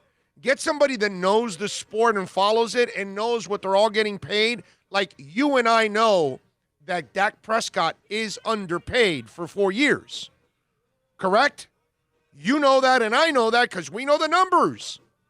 Do you know exactly what all the MMA fighters are getting? We don't. But I do know this. Somehow or another, the fighter and the agent signed the contract. So they must have been happy at one point or another. I get it that he has a monopoly. Okay? Well, but that's not his problem. Don't blame Dana White for a monopoly. Why? Because Bellator and all these other ones have never gotten to the point that they can challenge the UFC? Well, that's not Dana's fault. That's not the UFC's fault. Now, if there is another organization that wants to spend the kind of money to challenge Dana and for the fighters, then go for it, bro. Last time I checked, it's a free world, right? We can create competitive business. Right? Yes, of course. Okay, so. But at least in this country, where we're a free enterprise capitalistic society. Look, like I told you the other day with Conor McGregor, okay? I'm sorry, with John Bones Jones, okay? John Bones Jones can complain all he wants about money and say, oh, I was underpaid then, this and that. Well, you know what would have helped you, John Bones Jones, over the last few years? If you would have acted like a decent human being. Because guess what? You're the best fighter in the history of that game, and you would have had advertisers lined up from here to Kingdom Come. But do you think that they want to line up next to a cokehead and an alcoholic and a guy that is acting like a complete lowlife? Of course not. So you would have made more money probably in advertising than you did in the MMA, and you wouldn't have to worry about your money. You single-handedly undermined your earning potential all by yourself, sir. That's it. Oh, and add all the arrests, lawyers, court costs, everything else, sues, everything else you've thrown on top of all of that, John Bones Jones, throughout the last few years, all the other millions you've thrown away doing that stupidity. Yeah, I just love how people like to point fingers at everybody else and then they never look in the mirror. You and your agent chose to sign that contract, right, Masvidal and John Bones Jones? And you're only one fight into it and you got 7 more. That's your fault, dude. That's not Dana White. And I can't sit here and know whether they're getting enough money or not because I don't exactly know all the ins and outs like I know football. Remember yesterday, what was it that you guys were asking me specifically about? Oh, the baseball draft or something, I think it was, right? I think you guys said, no, the basketball draft you asked me it was. And I told you, because I'm brutally honest, man. I follow the football draft in and out, but basketball? How do I know all the guys in high school and guys overseas? And I barely even watch college basketball. What, you want me to BS you? Want me to pull up an article and look at the top 10 draft picks and then tell you, make it sound like I know something? No, I'm not doing that. Not doing that. So, I don't have the ins and outs of it. To me, that's when I heard all that sound and the people hyping it up on social media, and I listened to it, I go, Dominique Foxworth sounded like a guy that was clueless. You could be like the ex-Miami GM and just get a publication that tells you about the draft. Exactly. Exactly. It's just the part I get it. It's 24 hours. You got to fill time. You got to create segments. I understand all of that, okay? I understand the business thoroughly, all right? But at least if you're going to do it, bro, put Chael Sonnen on. Put Ariel Helwani on. You know what I'm saying? Get somebody that knows the business and knows exactly what they're getting paid. So if you're going to challenge Dana White, you have the information. But when I hear the guy in the argument say, well, I don't know all the particulars. I don't know if it's a good contract or a bad contract. Well, then what the hell are you doing in this conversation, bro? It's not the first time. That's not the first time Foxworth has done something like this. No, that's right. That's true because the Dolphins are putting their players' lives at risk, or they're putting people at injury risk by tanking. One, they weren't tanking, and two, they weren't putting anybody at risk. So you're right about. I forgot about that. Foxworth has a tendency of saying really some stupid ass crap. But yeah, you're right. You're right. He's one of those clowns that's part of that morning group, whatever, on Get Up, Espen, and they're a bunch of them. It's just like, man, to put up that argument, and it's like you don't know what the hell you're talking about. It's a terrible segment, bro. It's just a terrible look. You know what I mean? Once in a while, but it did get people roused up, like you said, right? Well, no, misinformed. It got stupid people riled up. Right. Well. Why? Because Dana White raises his voice for a moment. That means he's irked. That means he's baffled. That means he's losing some kind of argument. That means Dominique Foxworth made one good point, which he made none in that discussion. None. It's funny as hell, bro. Social media being funny, bro. Yeah. Man of 1,005 Holes says too many tools on ESPN. That's because when you're just trying to create, when you want to manufacture controversy instead of just addressing it when it comes. That's all. Let me ask you a question. Because of that fact, and we have all these 24-hour running networks, is it oversaturated, man? Is it overkill? By the way, Matthew Walker, dude, you are good, bro. Good point on your part. He put Dana White hates Ariel Helwani, so I doubt that conversation will take place. You are right. I forgot about that. That's a great point because he's banned Helwani. He's taken his pass away and all that in the past. I know I follow it too. So you're Matthew Walker. Thank you, bro. Thank you for being my left tackle. That's a good point, man. That's a really good point right there. What were you saying? I'm sorry. Talking about the fact that with all these 24-hour networks and everything like that it's just oversaturated. There's just too much fluff and garbage and time to fill with nothing stories, man. Right. Like maybe we've gone too far with all this. Yeah. Coverage-wise. Yeah. But it's 24/7, bro. That's where we're at, man. That's where we're at. And so producers are sitting there trying to come up with things every single day to talk about. That's why for me, every day that I have to come up with things to talk about, I always wonder, like, when's it going to end? Because I am amazed every day that I do 3-4 hours. I don't know how I do 3-4 hours every day. I don't even know how I do it. I really don't, because it's like, okay, and I still have, look at this. I still have a ton of subjects that I haven't gotten to. Sounds like you need to get busy, man. Yeah, but it's funny, but it's just, you wonder, and I get it. We're in this thing where we have to fill time and create all kinds of segments, but man, do we have to create it in a cheesy way that, trying to create controversy where there really isn't? Better remain silent than be a fool to speak and remove all doubt. Abraham Lincoln. Rosendo, you are on target. Myron says, I love Steve Young, but he made a dumb comment too. Oh, yeah. Yep. He said that too. He's the one that said that he could get people killed and all that. It was just, and the worst part is when you hear from Young and Foxworth, they're former players. You know what I mean? Like, I'm expected to say stupid things. Fans are expected to say stupid things. But if you played the game, which I didn't play the NFL game, but I know that all those players were never at risk. That was stupid. Who would say that? And how could two NFL players, that to me, that was kind of amazing. how that did work, how did that whole thing developed. It was kind of crazy.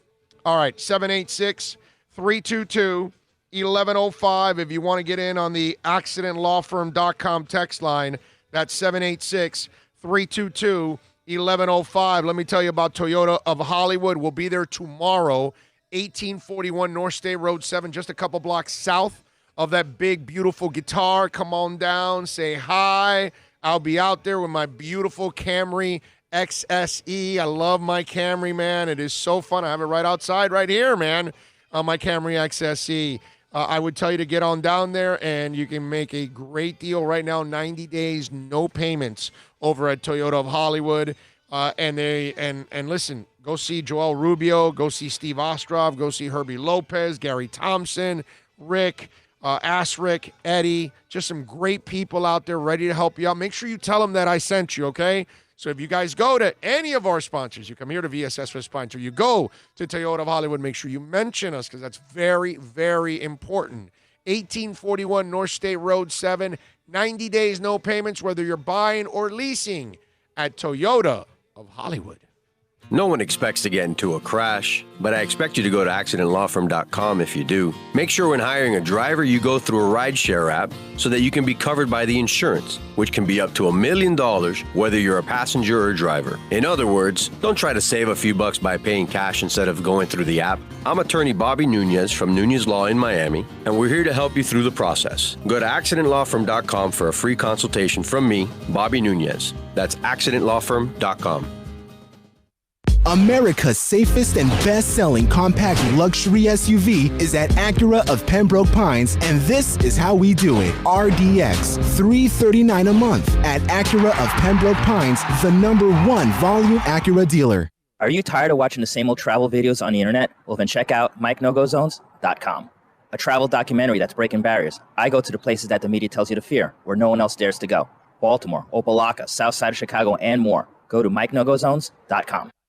It's a buyer's market at Toyota of Hollywood. Over 1,500 Toyotas on the ground, and truckloads just keep on coming. Now pay up to 50% less. 2020 Camry, not $29,000, $17,775. 2020 Corolla, not $22,000, $13,775. Buy a new 2020 Toyota with 0 down and 0% financing, or we'll make your payments till 2021 at Toyota of Hollywood, the #1 volume Toyota dealer on 441 between Hollywood Boulevard and Sheridan Street.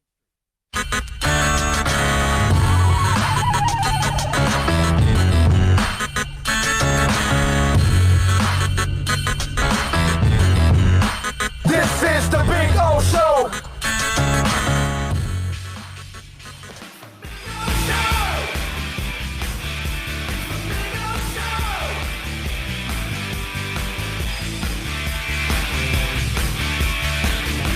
We are back. VSS West Pines, baby. You see the address right there? It's right there. Phone number's right there. You can order. Got curbside pickup. All of that. Super Boom Shack says, best Maiden album is Power Slave. I go Number of the Beast, baby. Number of the Beast. I gotta go. He goes, I see you, Orlando. You know, I know you see the shirt. That's right. It's a great shirt, by the way. It's a really, really cool shirt. This is actually one of my favorite Iron Maiden shirts. And it's not a concert shirt. Actually, this is not a concert shirt. It's just a regular rock shirt that I bought on Amazon or eBay or something like that, but I loved it so much. It's such a cool shirt. No, you did not, because I have the same shirt. We bought it at a concert. I did? I bought this at a concert? One and the Trooper, they didn't have dates on it, but this. Oh, so this one is a concert one? These are both, yes. The Trooper and this one are both from concerts. What concert did I buy this one from? I don't remember right now. Yeah. That's too many concerts. That's a good question, but hey, it was an Iron Maiden concert. Yeah, no, well, obviously. Obviously. Okay, I thought this was one of the Amazon ones. I didn't realize it. Maybe I did buy it at a concert. Okay. Because there's a couple of, once in a while I'll run into a shirt on eBay or Amazon that I'm like, wow, this is a pretty cool shirt, and I'll buy it. What the hell? It's a rock shirt, not really a concert shirt, but doesn't matter to me, you know what I mean? So Bromar says, Foxworth is a former NFL player and was a water boy. Dude looks small. Well, I don't know about, I'm not picking on him as a player. The fact that he's an NFL player is way better than anything I'll ever do, okay? So I give him much props here. All I'm saying is I've caught him saying a couple of like really ridiculous things now. Well, one ridiculous thing in the whole thing with the Dolphins, and now I see him in this embarrassing interview, and you could tell that it was like, oh, hey, Dominique, weren't you in labor? Hey, why don't we, we're going to bring Dana White on to talk about Fight Island, and he's having problems with his fighters. Let's ask him, and this and that, and Dominique probably went along with it. That's probably what it is. Maybe if they gave Dominique some time, he would have had time to actually prepare, to actually put up like a real discussion, a real argument, so you can have something. You'd like to make Dana backtrack a little bit, you know what I mean? And he just didn't do any of that. So that to me is why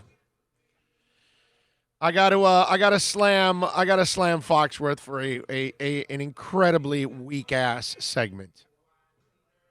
That's all I can tell you, man.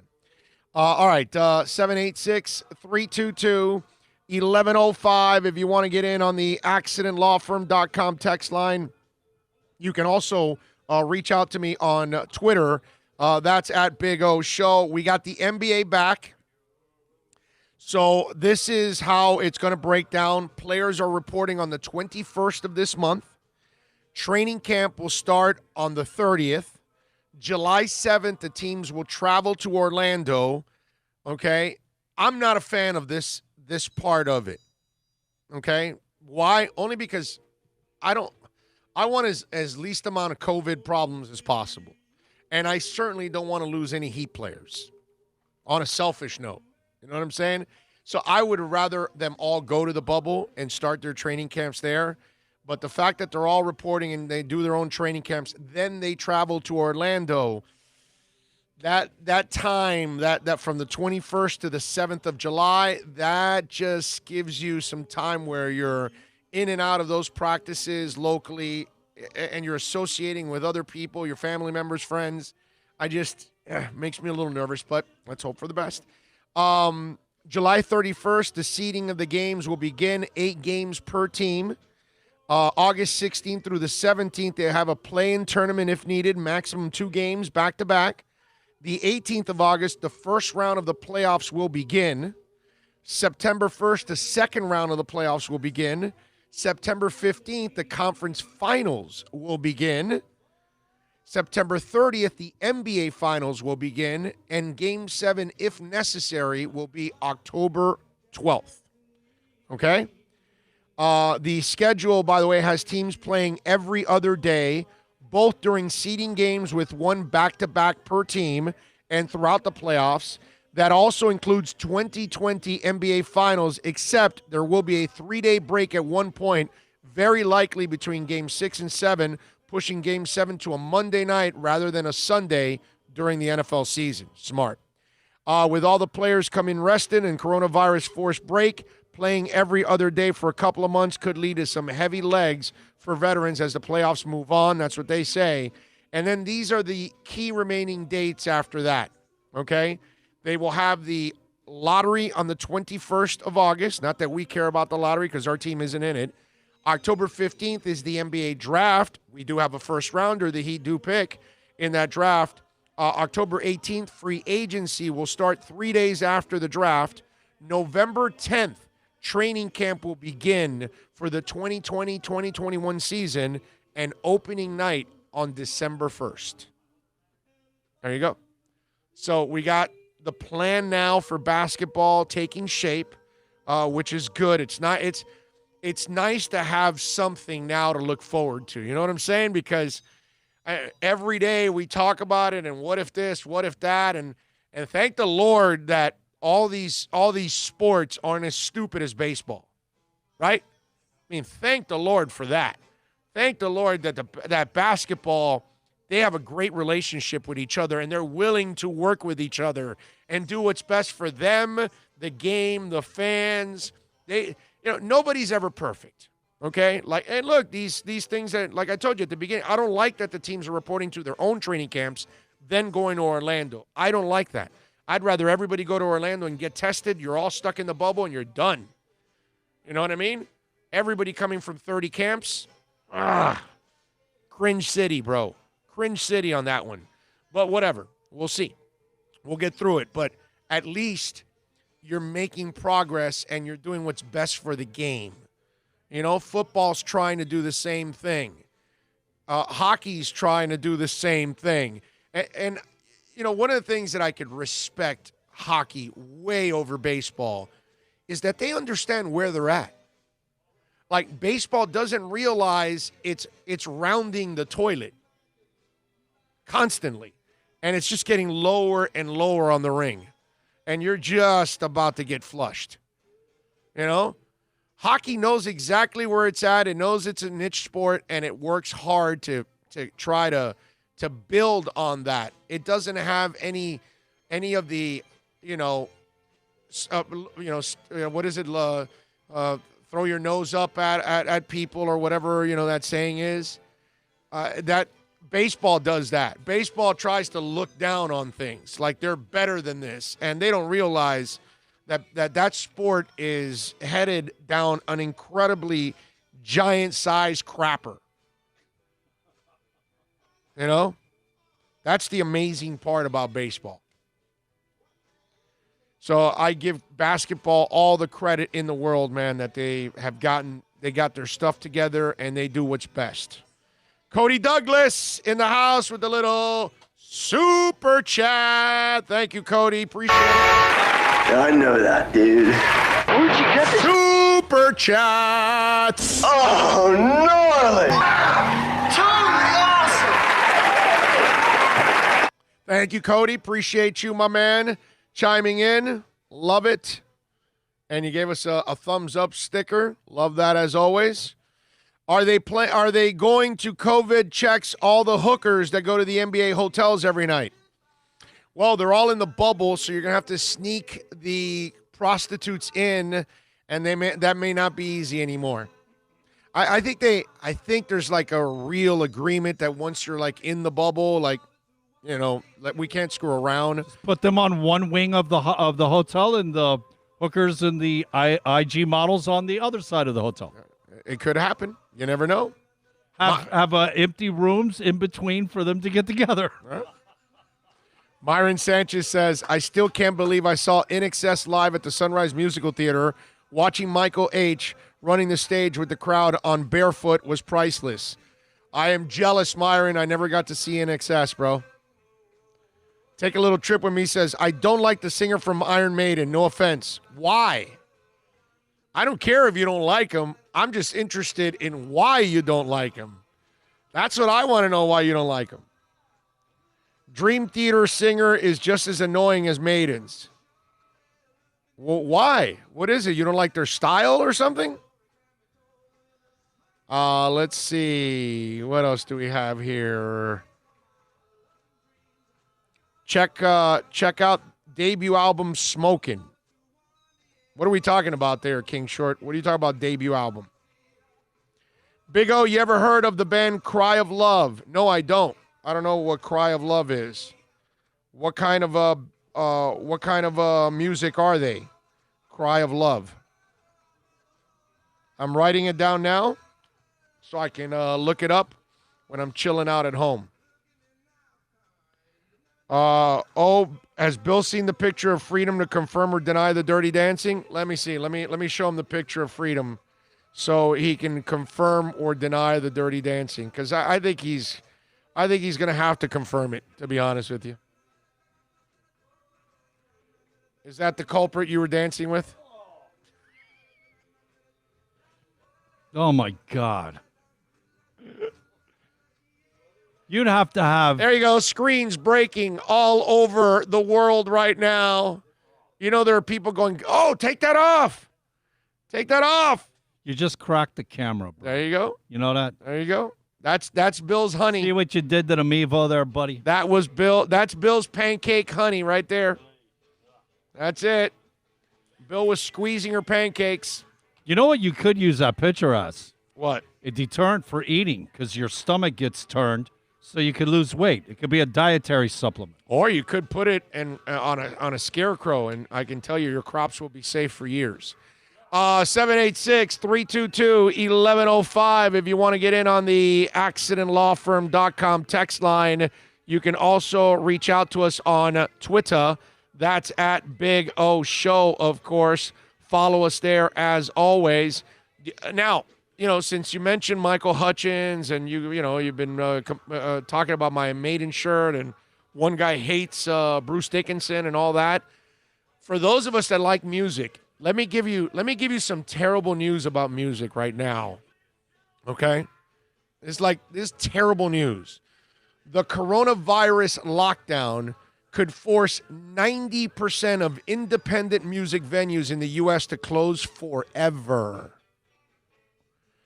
Okay? The National Independent Venue Association, which I had no idea they had one of those, polled 2,000 members across all 50 states, concluding that without federal funding, almost all would be forced out of business.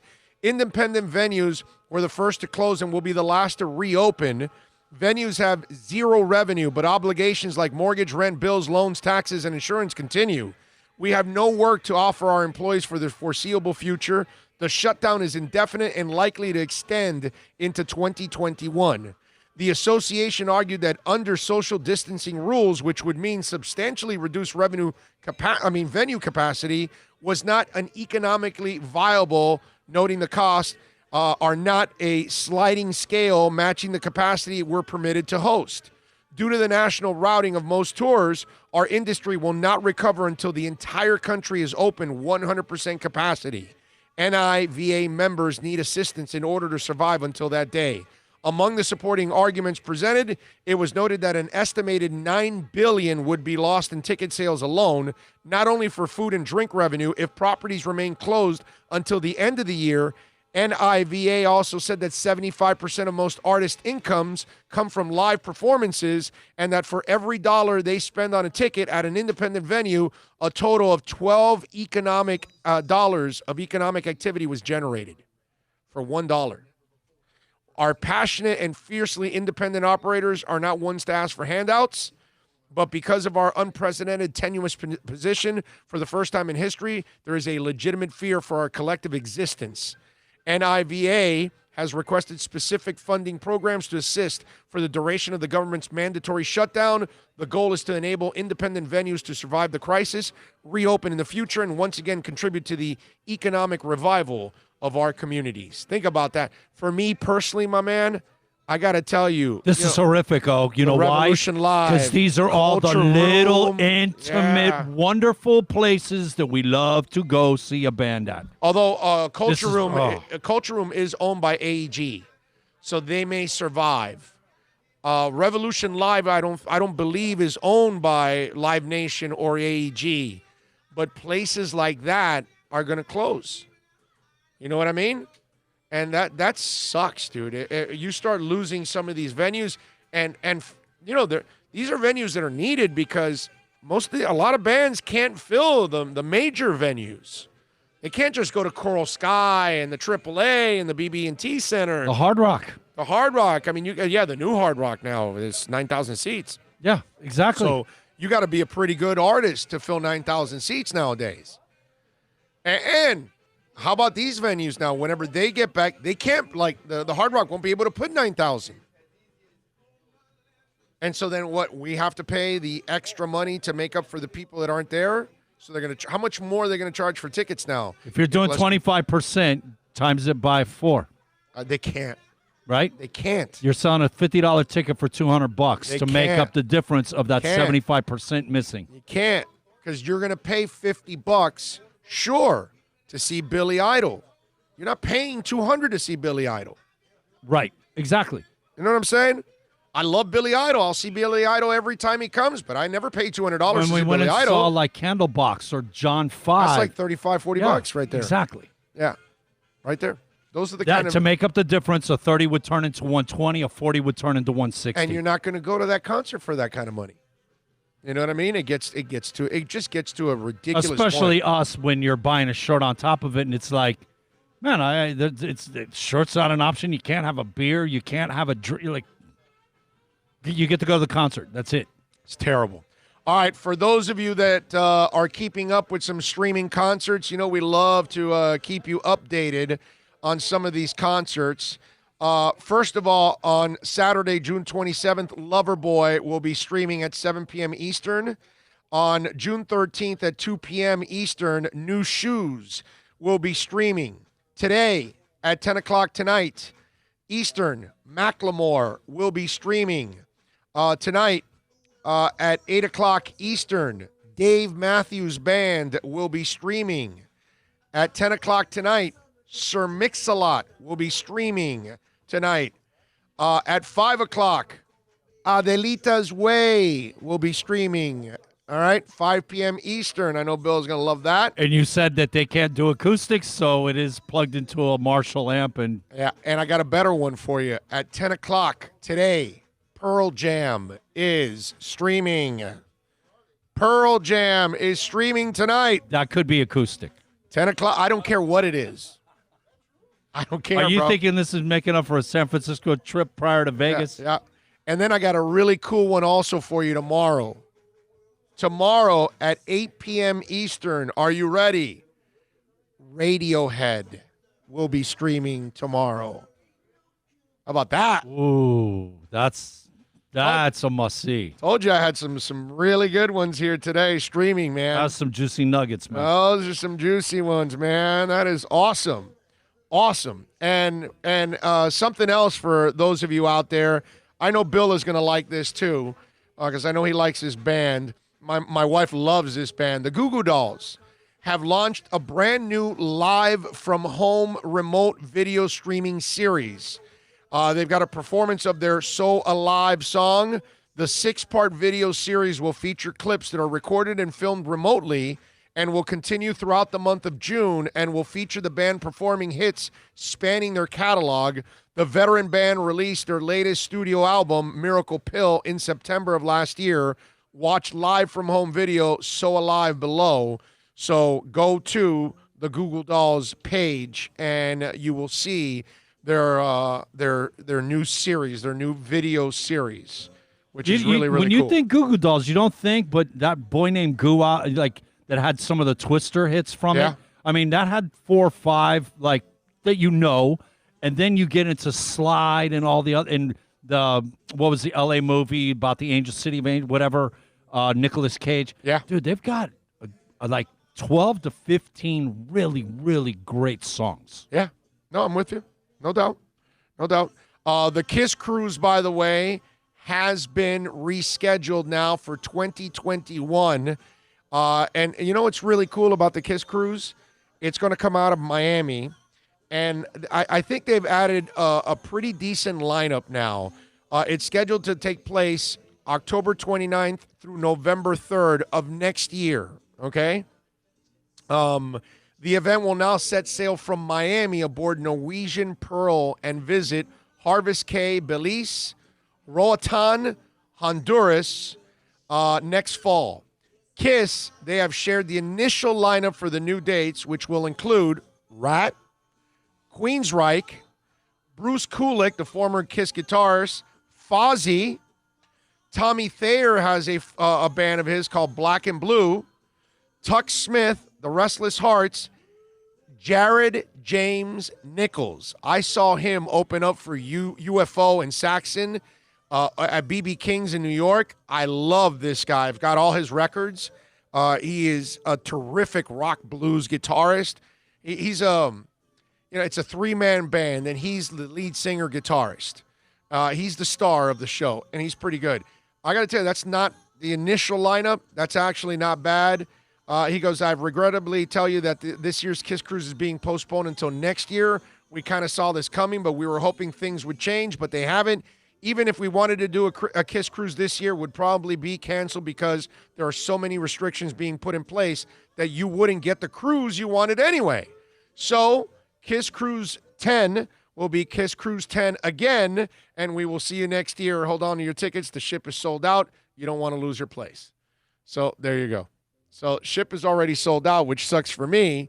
But I got to tell you, that's actually a pretty good cruise already there, and they'll add a couple of other bands to it. Plus, you'll get to see Kiss, of course, do some stuff. The only problem, the cruise boat situation. Well, I mean, it's next fall. It's a year from, not So- even now. So you're saying It's over a year from now. COVID-19 won't have transformed into COVID-20? Well, we're hoping, right, that by the spring of 21 we have a vaccine, right? Because that's kind of the timeline. So if you're not till the fall, I think that's what they're counting on. Listening to Fauci today, supposedly there's 3 private entities that are pushing hard, and they are anticipating. Gupta had said the fact that they're using a lot of research, past stuff that they know about coronaviruses previous, and it's spawned from that it isn't like they're going in blind. They have a good base working off of past coronaviruses. Yeah. Well, Lollapalooza, for a little more music news, Lollapalooza canceled, which is no surprise. It's maybe more of a surprise it took them this long to cancel it. But it's the latest concert event to fall victim to COVID-19. However, organizers are now planning something to mark the occasion, announcing plans, setting up a virtual event for the weekend of July 30th through August 2nd. In the announcement posted on Lollapalooza's website, it revealed that the annual Chicago-based concert event will not be taking place in Grant Park. Has been the tradition, but the plan's already underway for Lollapalooza's 30th anniversary in 2021. Organizers are planning plenty online content for the 2020 schedule. Here's the announcement. We wish we could bring Lollapalooza to Grant Park again this year, but we understand why things can't move forward as planned. The health and safety of our fans, artists, partners, staff, and community is always our highest priority. Rest assured, we will be working hard behind the scenes to deliver Chicago a spectacular celebration of Lollapalooza's 30th anniversary in the summer of 2021, and we can't wait to celebrate with you. It's difficult to imagine the summer without an annual weekend together, sharing the undeniable energy generated when live music and our incredible community of fans unite. Keep July 30th through August 2nd, 2020 on your calendars. We honor our anniversary tradition by bringing Chicago and the world together around our common bond of community, civic engagement, and, of course, live music. The weekend-long virtual event will include performances from around the city and beyond, epic archival sets from Chicago, and the festival's 6 international editions, never-before-seen footage from the 90s, and much more. That's going to be pretty cool, man. For those of us that like this kind of stuff, I think that's going to be actually awesome to be able to get a little virtual event to all of the. Again, we got to be grateful, man. You know what I mean? I had never watched, Prince's complete concert from '85 in Syracuse. I got to see it.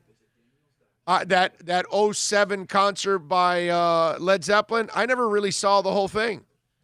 And I was able to watch. I watched it a couple times. So I've been able to see a lot of things that I've never seen before. And I go on YouTube every day and I find stuff that I've never seen before in my life. So I'm grateful for that. And if you could get something virtually, like, all these streaming things that are going on, you think I'm not going to watch Pearl Jam tonight? Of course I'm going to watch Pearl Jam tonight. I got to watch. Okay, Dave Matthews at 8 o'clock. I'll see some of that. And I'll see Pearl Jam at 10. And now they lead us way at 5. I mean, today I win. Today I get to rock out a whole bunch. It's super cool. So I'm glad that we get some of these things. I'm glad they're making an effort too, and to keep that connection going. And for those of us that love music, this is enormous. One more thing. It's music related, but it's not. All right, Rob Zombie has had his share of directing, right? He's done movies. House of a Thousand Corpses. And the Halloweens. And Devil's Rejects. The Halloween's probably better than the original. Yeah, the first Halloween that he redid, that was phenomenal. So Dee Snider, he is now preparing to direct a horror movie from a script he wrote called My Enemy's Enemy. It's one of 2 films he's scheduled to direct in the coming months. My Enemy's Enemy is based on a real-life crime spree that took place in his native Long Island in '82. The project follows the 98 horror film Strangleland, which he wrote. My enemy's enemy is powerfully disturbing, Snyder told Metal Casino in a new interview. People said to me after Strangeland, why didn't I do something else? I didn't have an idea. I didn't want to just do something typical. He said he recalled a crime committed when he grew up in Long Island in 82. It's considered the most horrible crime in the history of the area where I grew up. Each of the people convicted got 365 years in prison, each for the crime. While he didn't confirm the event in question, it's possible he's talking about the moment in 1982 when 5 young men entered 3 separate locations on Long Island and terrorized more than 100 people, committing dozens of sexual assaults and thefts.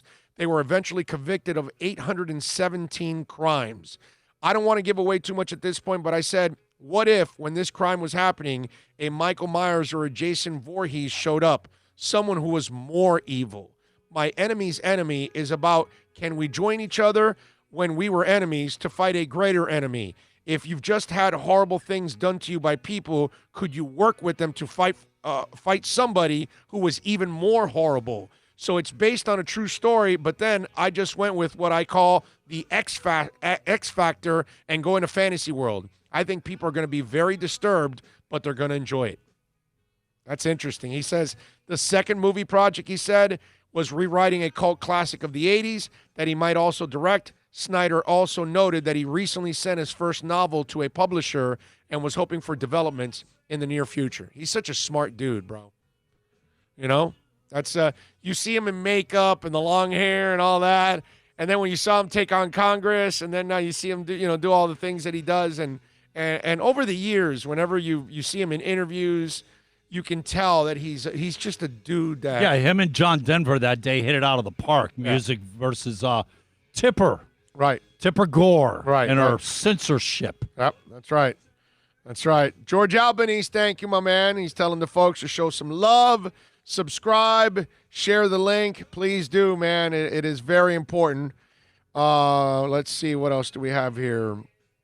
I just hope D doesn't reincarnate another Voorhees and the Freddy Krueger battling Michael Voorhees. Yeah. Man, like Fonzie jumping the shark, man. They did it so many times. Yeah. Tremolio says, I think Burning Man Festival is still going to have the orgy tent this year. Very good news. Now, is that a joke, or do they really have an orgy tent?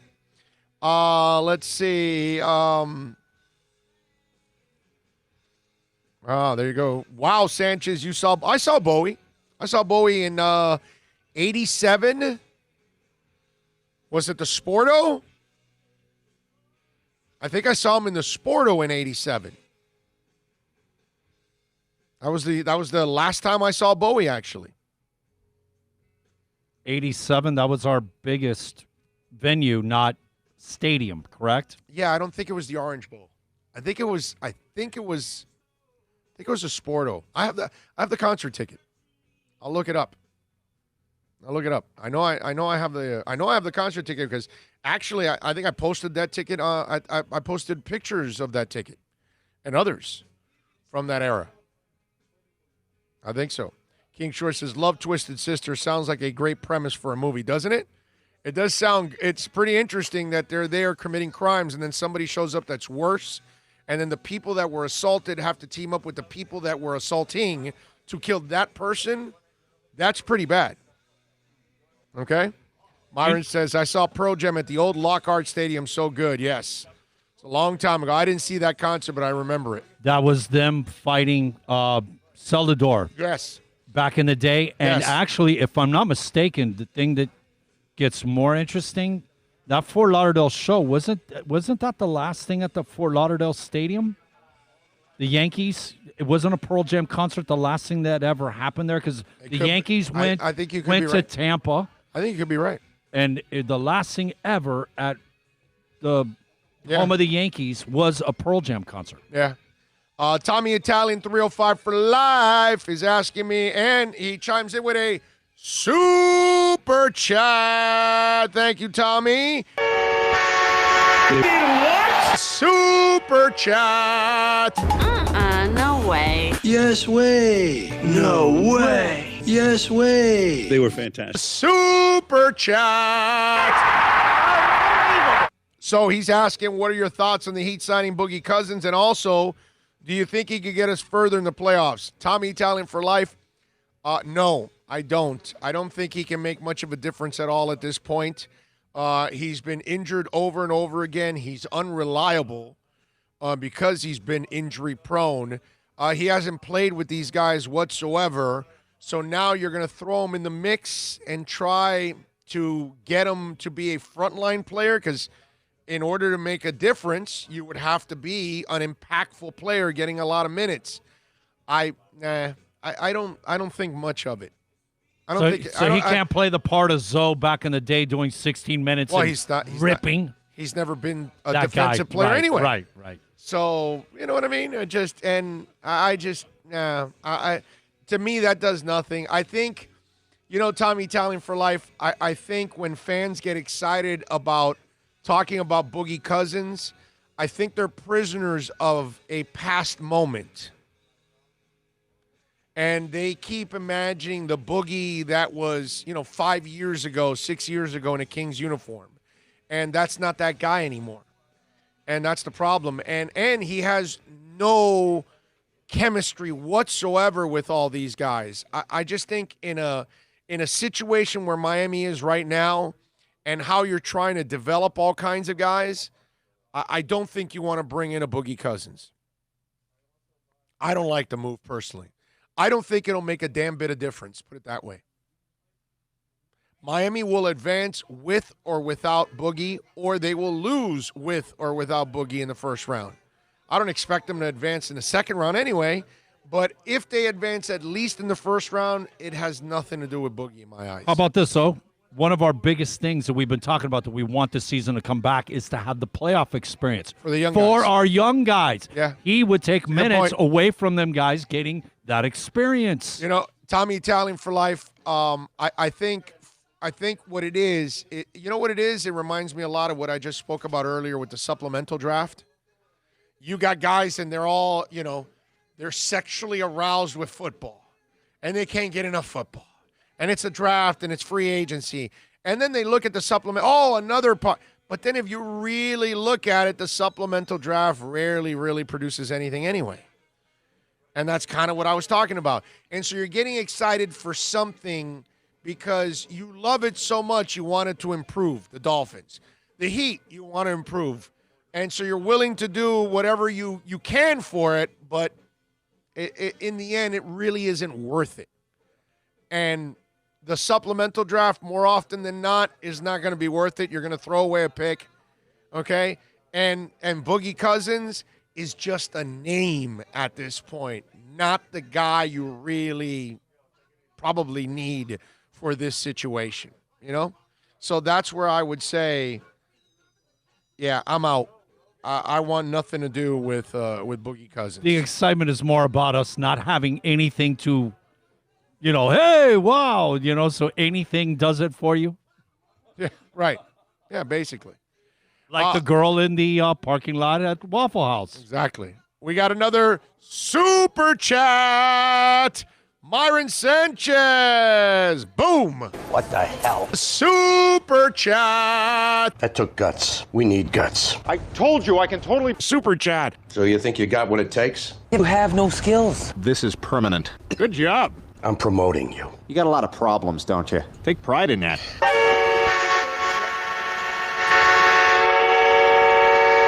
Little TED action. I like that one. All right. Here is a super chat from my favorite band in the world, U2, baby. Best band in the world. Best U2 album, Achtung Baby. There you go. It's always an interesting discussion. We've had that one before. War and Unforgettable Fire for me. Those are just too amazing. But then again, I can go through so many U2 albums. So I think almost every U2 album is amazing. Under a Blood Red Sky. Well, but that's a live album. Yeah. And the 11 o'clock TikTok and all those songs that are on that, man. Yes. What? Gloria. Yep. Better than that is the video. Go to YouTube and watch the whole concert because the CD only has half the concert. you got to go to YouTube and you watch the whole concert, okay? That's really cool. And the video quality of it, they've cleaned it up.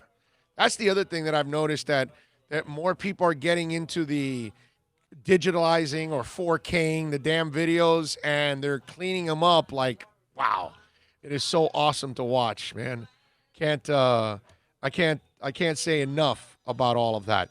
The Hall of Fame is reopening today. I don't know if you guys know that. You guys know about the Hall of Fame reopening? I think this is pretty cool that the Hall of Fame is back. And here's how the story goes. The Pro Football Hall of Fame will reopen today after nearly 3 months of closure due to the corona. The hall closed on March 16th. Permission has been granted by the Ohio Governor Mike DeWine for museums, science centers, and zoos to open. Since its grand opening in September of '63, the Pro Football Hall of Fame has never been closed for more than 2 days in a row, said David Baker, the Hall's president and CEO. So after nearly 3 months, you can imagine our excitement at being able to open our doors again to fans of this great game. We will welcome them back, join them in honoring the heroes of the game, preserving its history, promoting its values, and celebrating excellence everywhere. There will be several health and safety guidelines in place for visitors and workers at the shrine. All employees must wear face coverings, and visitors are also encouraged to do so. The hall is making both masks and disposable gloves available.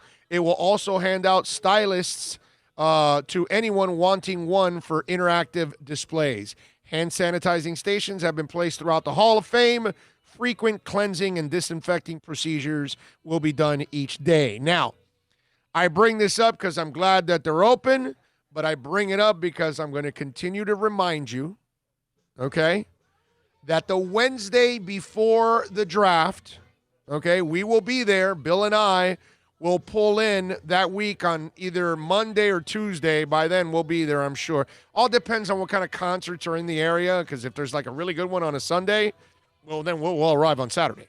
But we'll be there a couple days before, I'm sure. We have a spot already, okay? You know, we're working on it. NorCal knows what we're talking about because he helped set it up. We may have our own place, which is amazing to go out. A place where, like, Dolph fans can come to, park, and hang out. Okay? It's going to be really cool. Anyway, so we're going to have a blast out there. And on the Wednesday at 1 p.m., Wednesday, 1 p.m. Eastern, okay, we're all meeting at the Hall of Fame at Don Shula's bust, and we are going to sing the Dolphin Fight song, and it's going to go viral, okay? Hundreds of us are going to surround that bust, you know, and by then, all the COVID stuff will be passed. We'll have the vaccine. We'll be great, man. We're going to be golden, baby. And we are going to make a video that is going to go, it's going to explode. It's going to be viral. I want you all to bring your freshest Dolphin gear, okay? I'm going to wear my Tua jersey. I'm just saying. I mean, I could wear a Marino jersey since I'm in the Hall of Fame, but you know what? I'm going to go Tua, bro, because the Dolphins are number one. You know what I mean? So I'm gonna wear my Tua jersey. I can already tell you this, okay? Guaranteed I will wear my Tua jersey. I can't wait for this. So the Hall of Fame, the Wednesday, the day before the draft, 1 p.m., we are all meeting there, and we are going to make a video that is just going to be embraced by all Dolph fans all over the world, bro. Okay? So make sure you're there for that. We are going to have a golden moment. That NFL Hall of Fame thing about them never being closed more than 2 days, I think if I remember, if I remember correctly, them always advertising the only day we're closed, Christmas Day. I want to say is the only day they're closed, if I remember correctly. Okay. That's interesting. We get a little love from Nico Jones on the Super Chat. Wow. Recent research has shown Super chat. makes no sense. Yeah, you're getting focused on all the wrong sort of details here. You need to forget about all the normal rules that apply to society. Wasted no time. Super chat. I thought it was really, really, really, really, really cool. You should all be very proud of yourself. I have no response. Super chat. That was perfect.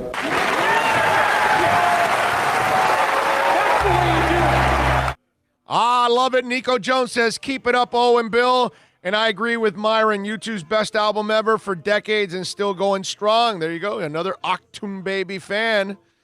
I mean, what am I going to say? It's not a good album. It's a great album. I'm the guy that likes Zoo. The Zoo TV one.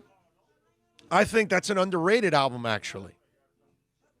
I think that one, a lot of people slam that album. And I actually love a lot of the songs on that album. If I remember correctly, they slammed the album themselves, didn't they? Yeah, they did. They did, right? Because they were trying some new stuff from what was going on in those days. No, but I can remember the interview, and it was like, this is our most important and most incredible. We delved into areas blah, and it was like they started laughing. I still love the album, bro. I still think it's a good album, bro. I like Lemon. Isn't Mofo in that album too? And staring at the sun is in that album, isn't it? I think. Yeah, I think you are correct. It's a good. It'd be album, hard bro. to say no to you because you take it to another level.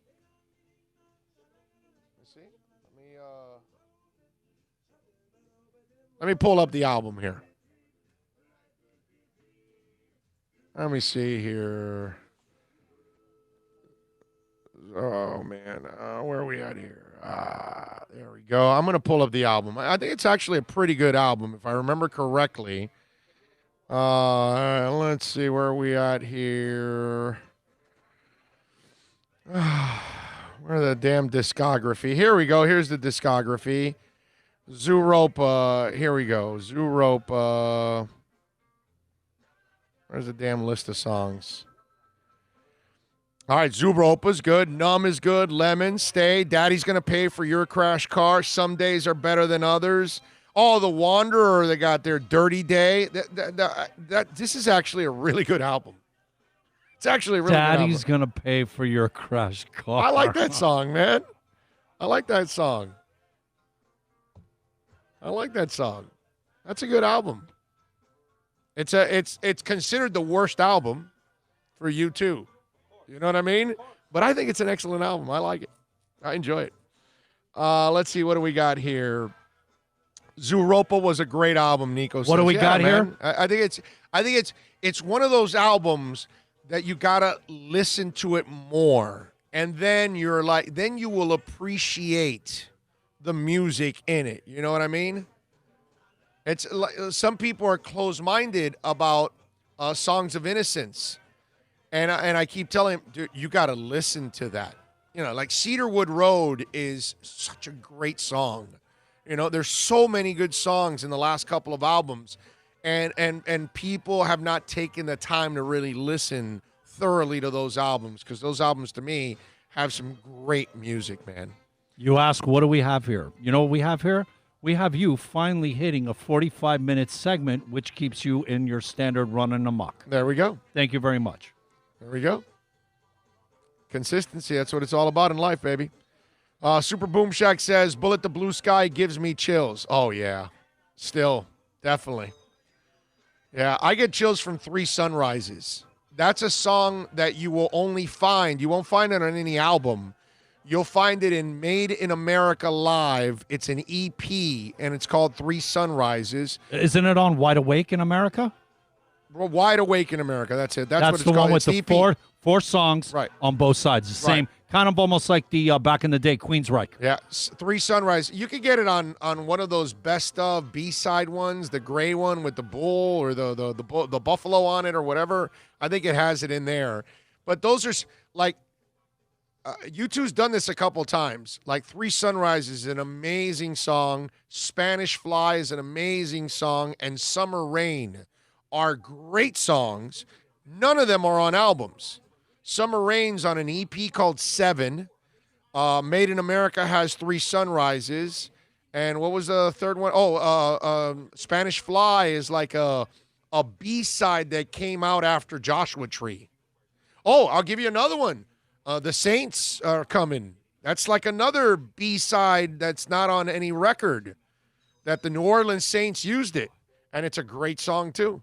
They've done that a couple of times. Very few bands do something like that. U2's done it several times where they made a song that's an amazing hit. Well, an amazing song. Actually, Summer Rain's not a famous song, but U2 fans know Summer Rain, and they know, or Three Sunrises, and they know how phenomenal those kind of songs are. You're correct, but Indian Summer, Exit, Wire. That's Unforgettable Fire. That's out of the albums. I'm saying these songs that I just talked about. That are rares. That they made them out of EPs. They didn't come out of albums. You know of what course, I mean? I had to buy Wide Awake in America, and if you don't have it, those 4 songs, awesome. Yep, no doubt. Let's see. Take a little trip with me, says Press Secretary Kaylee Bout to go on. Peace, Big O. Okay, so you're going to go check out the secretary? All right. Have fun, my brother. Thank you for joining us today on the show. We really appreciate it. Anytime you guys join us, for 5 minutes or for 500 minutes. It doesn't matter. Always love it whenever you guys are on with us. Do you want to know, the Scottie Pippen story, right? Where Scottie was mad about his contract. He's the idiot that signed a 7-year deal. Remember?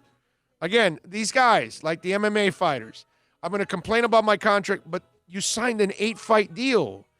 If you didn't like the deal, well, then only sign a 2-fight deal and then restructure again after. You want to sign for 8? Well, then they're going to hold you to 8.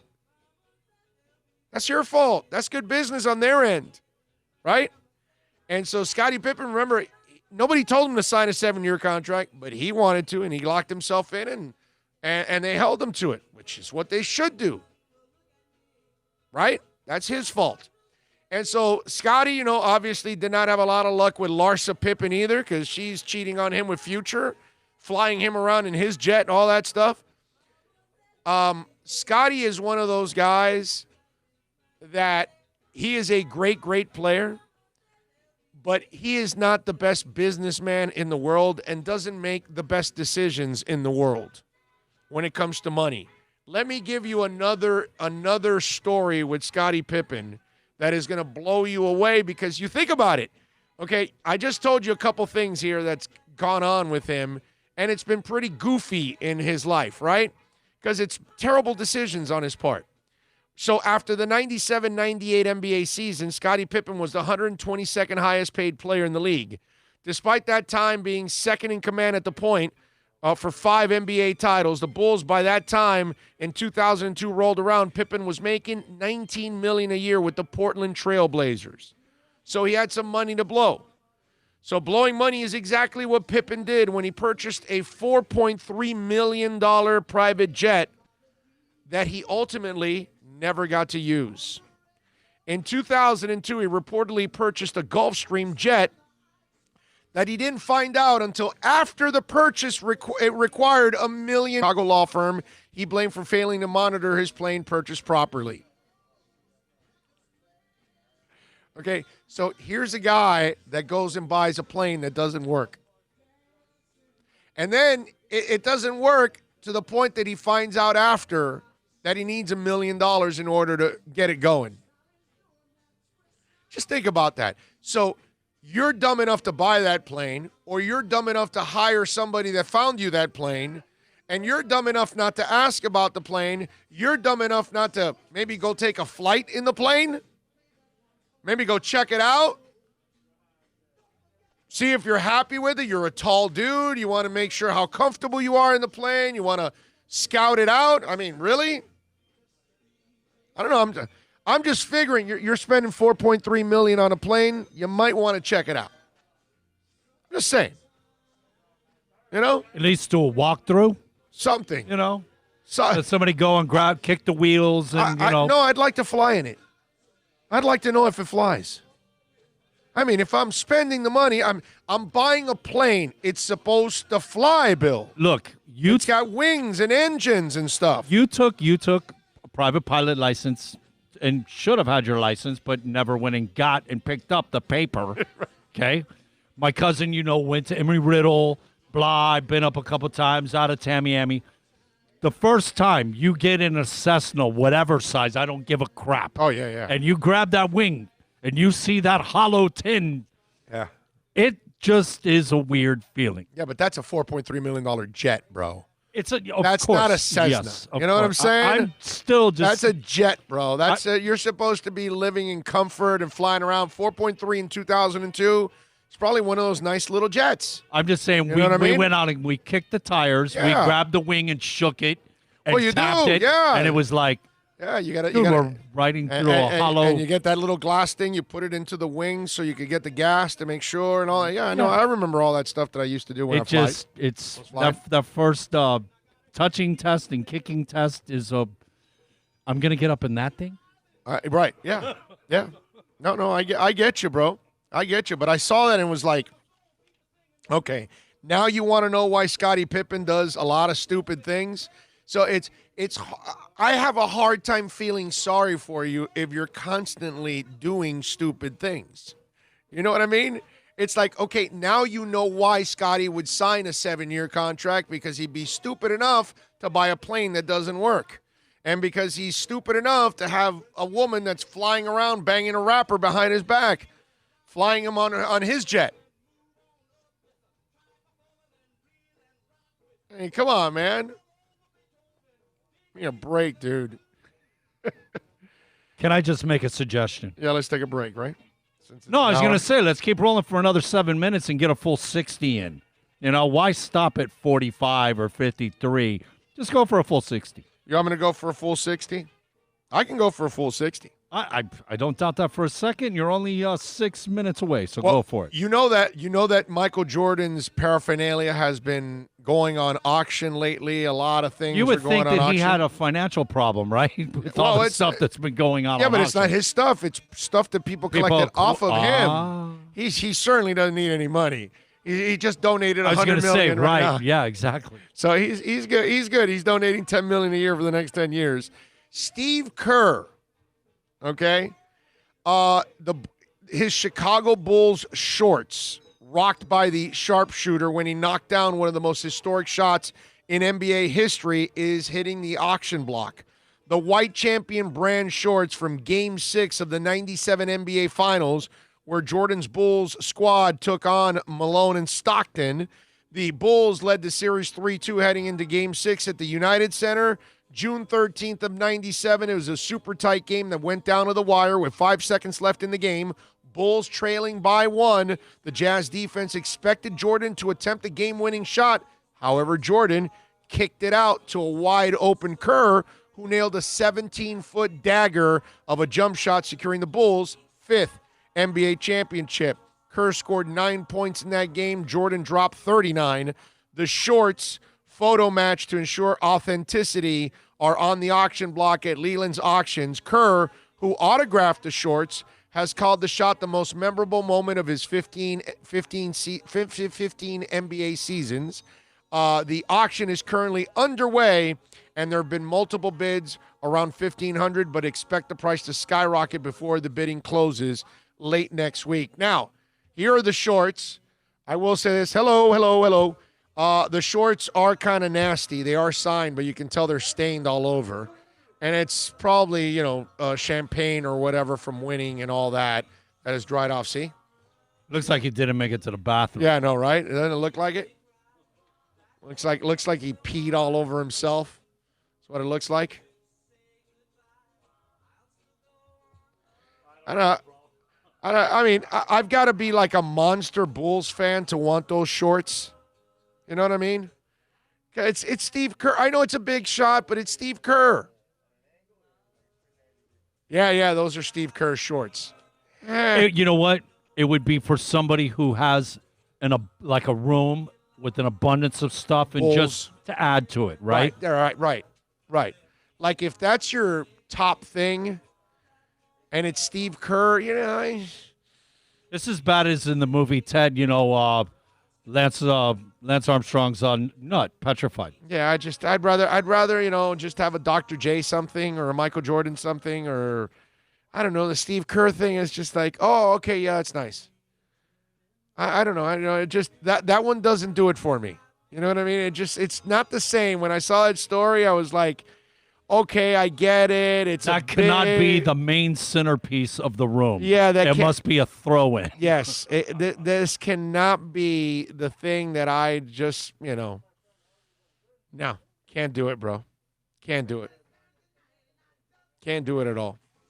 And staying in the Bulls realm, now Steve Kerr hit a big shot. Michael Jordan had a big catch, actually. Michael Jordan caught a blue marlin in a $3 million fishing tournament. Air Jordan conquered another element, which was water. Michael Jordan's Catch 23 boat caught a 442-pound blue marlin in a fishing tournament. Jordan is currently dunking it out on the 62nd annual Big Rock Blue Marlin Tournament in Morehead City, North Carolina this week. It's a huge competition with $3.4 million in prize money. His Airness has participated in huge fishing competitions in the past, including the White Marlin Open in 2019.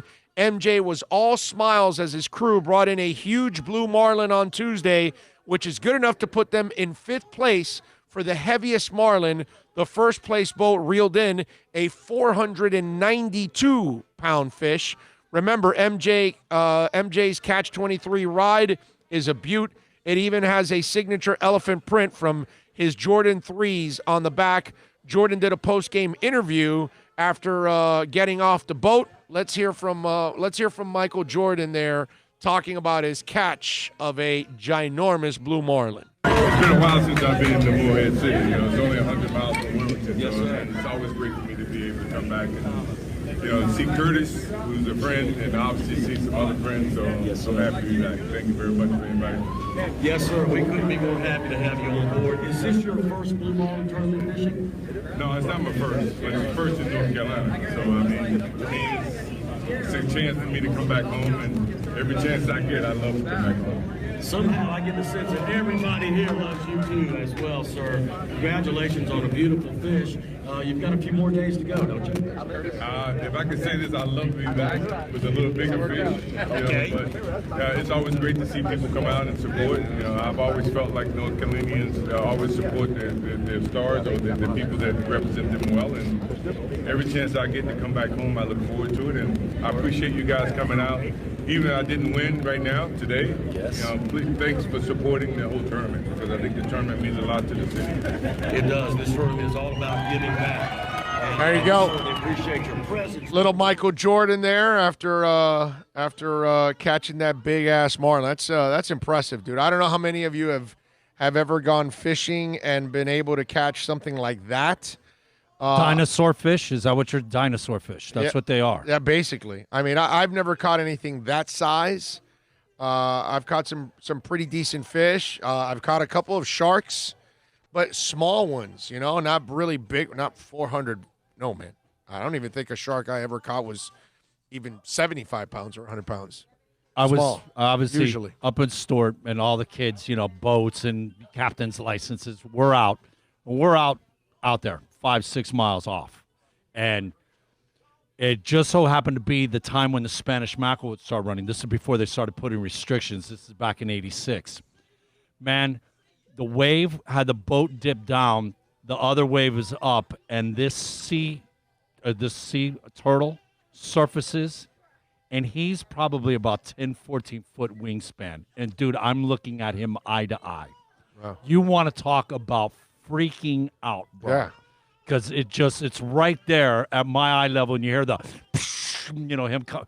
Bro, I'm pinned up against the front of that boat like, oh, my God. I love it. All right, what do we got here on the chat board? Tommy Italian for Life says, I've been trying to catch a marlin my whole life. LOL, that crap is hard. It is. I've never caught a marlin before, so I wouldn't know. And I know it's a bitch to catch them because they are strong fish, dude. Caught some sailfish, obviously. Kind of like Treasure that. Coast, Yeah. the Stewart, Jensen Beach, all that. Marlins are nasty, it's bro. the sailfish capital, blah, whatever. You got to watch out. Those things will jump the boat and attack you, bro. Oh, yes. They're like, okay, you caught me. All right, here I come. And it's coming right at you at that point, bro. Payback's a bitch. Look out, bro. Look out, man. Let's see. What do we have here? There's a lot of conversations going on between you guys. Oh, Pippen must have had a Mike Tannenbaum negotiating that Jet deal for him. Oh, yeah. No doubt. No doubt. Big O, are you a buy Tua Dolphins? What does that mean? Throwback. Oh, throwback. Yes, I got my Tua jersey. Yes. There's no way I'm getting the new one. Okay? I refuse to wear that logo. Okay? I will not wear the new logo. No matter what, I will never wear that new logo. Get rid of that new logo. Oh, God, I hate that logo. So, no. Yes, yes. I ordered my Tua jersey throwback style. I had to. What am I going to – I can't. Is there any update on that thing getting to you, man? Oh, no. I don't think I'm going to get that thing for a while. I think it's like November, it said. Something like that. I want to say it said November. I think I saved the email somewhere. I'm pretty sure. For some reason, I'm thinking that I do recall November because I was like thinking, is that going to be before Thanksgiving or after Thanksgiving? Yeah, dude, it was just terrible, man. I got to wait till like November for my Tua jersey, which absolutely sucks. Trying to find. Let me see where the damn. I think I think it's still in my inbox. I got to look for it now.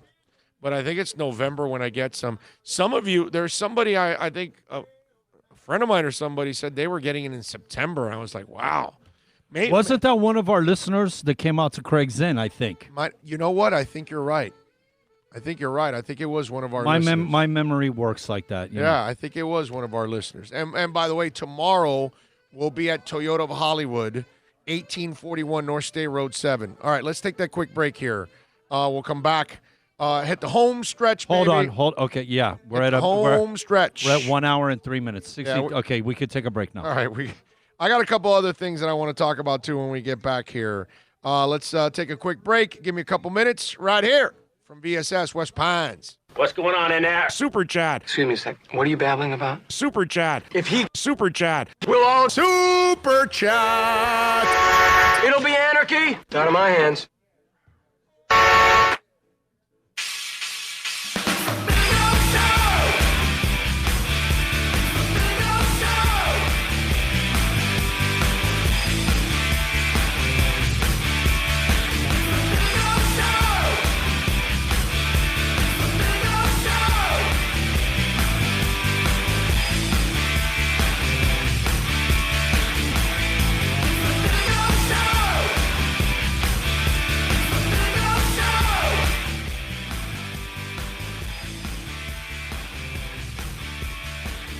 It's a buyer's market at Toyota of Hollywood. Over 1,500 Toyotas on the ground, and truckloads just keep on coming. Now pay up to 50% less. 2020 Camry, not $29,000, $17,775. 2020 Corolla, not $22,000, $13,775. Buy a new 2020 Toyota with 0 down and 0% financing, or we'll make your payments till 2021 at Toyota of Hollywood, the #1 volume Toyota dealer on 441 between Hollywood Boulevard and Sheridan Street. Are you tired of watching the same old travel videos on the internet? Well, then check out MikeNoGoZones.com, a travel documentary that's breaking barriers. I go to the places that the media tells you to fear, where no one else dares to go. Baltimore, Opelika, South Side of Chicago, and more. Go to MikeNoGoZones.com. No one expects to get into a crash, but I expect you to go to accidentlawfirm.com if you do. Make sure when hiring a driver, you go through a rideshare app so that you can be covered by the insurance, which can be up to $1 million, whether you're a passenger or a driver. In other words, don't try to save a few bucks by paying cash instead of going through the app. I'm attorney Bobby Nunez from Nunez Law in Miami, and we're here to help you through the process. Go to accidentlawfirm.com for a free consultation from me, Bobby Nunez. That's accidentlawfirm.com. America's safest and best-selling compact luxury SUV is at Acura of Pembroke Pines, and this is how we do it. RDX, $339 a month at Acura of Pembroke Pines, the #1 volume Acura dealer.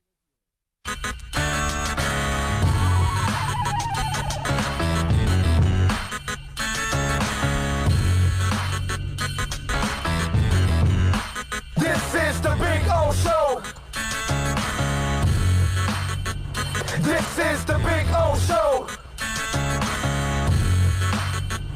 This is the Big O Show.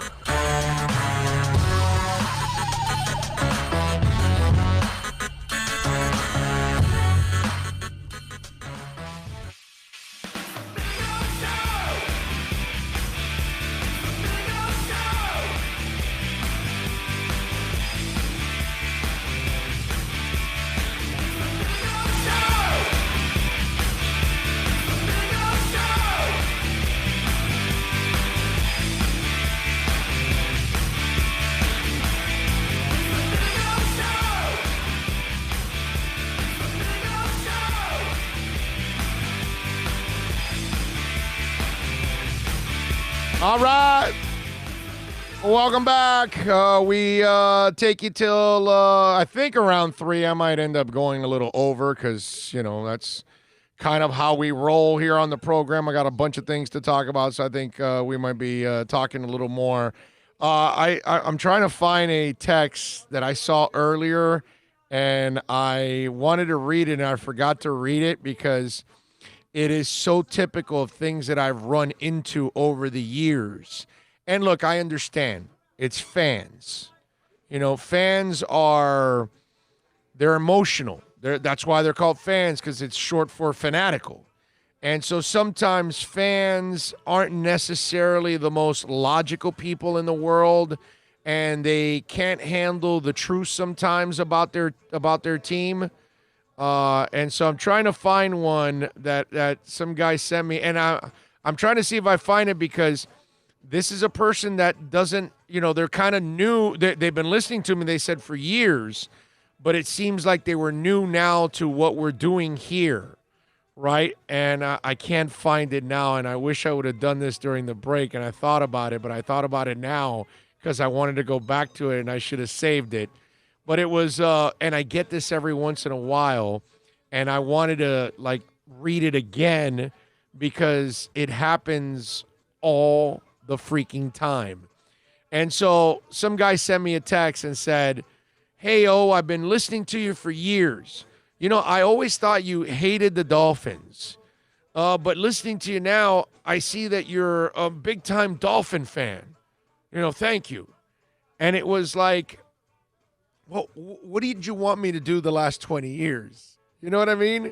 That's the part I found funny of it. It's like, do you want me to just lie to you and tell you that everything's going to be great if I don't like what the Dolphins are doing? And obviously, look at the results from the last 20 years. There's nothing to like about what the Dolphins were doing. The Dolphins have been a disaster forever.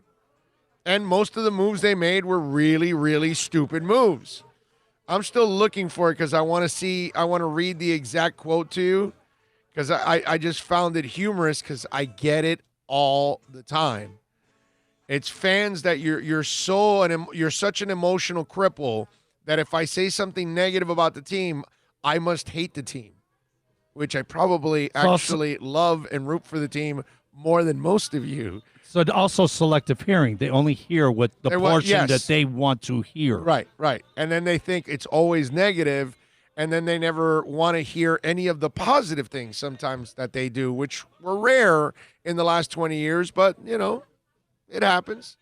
And we gave them a little love. I can't find the text now because it's too many that come in now. We're blessed every day with so many, but I would get it all the time.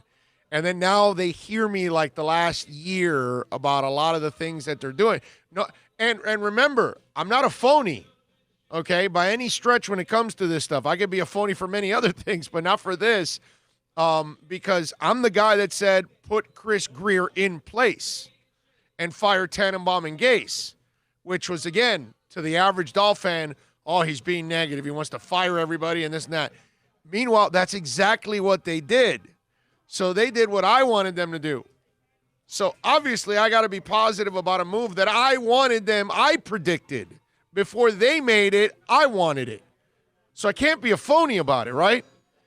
So because for years I've told them, fire this guy, hire Alonzo Highsmith or whatever. I'm not one of these hosts or writers that can tell you, get rid of this guy, but they never have an answer. You know what I mean? Like, you could never hear, I don't know, whatever, Well, I mean, guys like even Kim Bokamper won't even fire anybody, well, much less have any opinions or information on who to properly hire. But other guys out there may, whatever. They just, why mention names? Just, they would never be able to do that because they don't actually look into it. You know what I mean? And so when I would do it, I get the hate from the emotional Doll fan. Oh, no, he hates the team. He wants them to fail. Yeah, no, of course, I want them to fail. Because it's a lot of fun talking about them sucking every year. I mean, the one guy that I know, Myron, I can see here, I know NorCal also listens to me. If you heard me the last couple of years, I was like, man, I'm tired of ripping the Dolphins. That's how I got to that point already. That after 20 years, I got tired of ripping them. And I was saying it. That's how bad it's gotten. I know I'm ripping them, but they deserve to get ripped. But it's funny to get those kind of, and I'll get an email, I'll get a text, I'll get a DM post. I'm telling you, a couple times a week it'll happen that I'll get that Doll fan that's listening to me and go, well, dude, I always thought you hated the team. And it's like, why would I hate the team, bro? I'm just calling it like I see it, and they're terrible. Chad says, Big O, 5 years ago when I was your intern, 5 years ago, you've always been spot on with them. Appreciate you, man. Thank you, my man. I just try to, be brutally honest. That's all. Nothing more, nothing less. I think most people will end up appreciating that.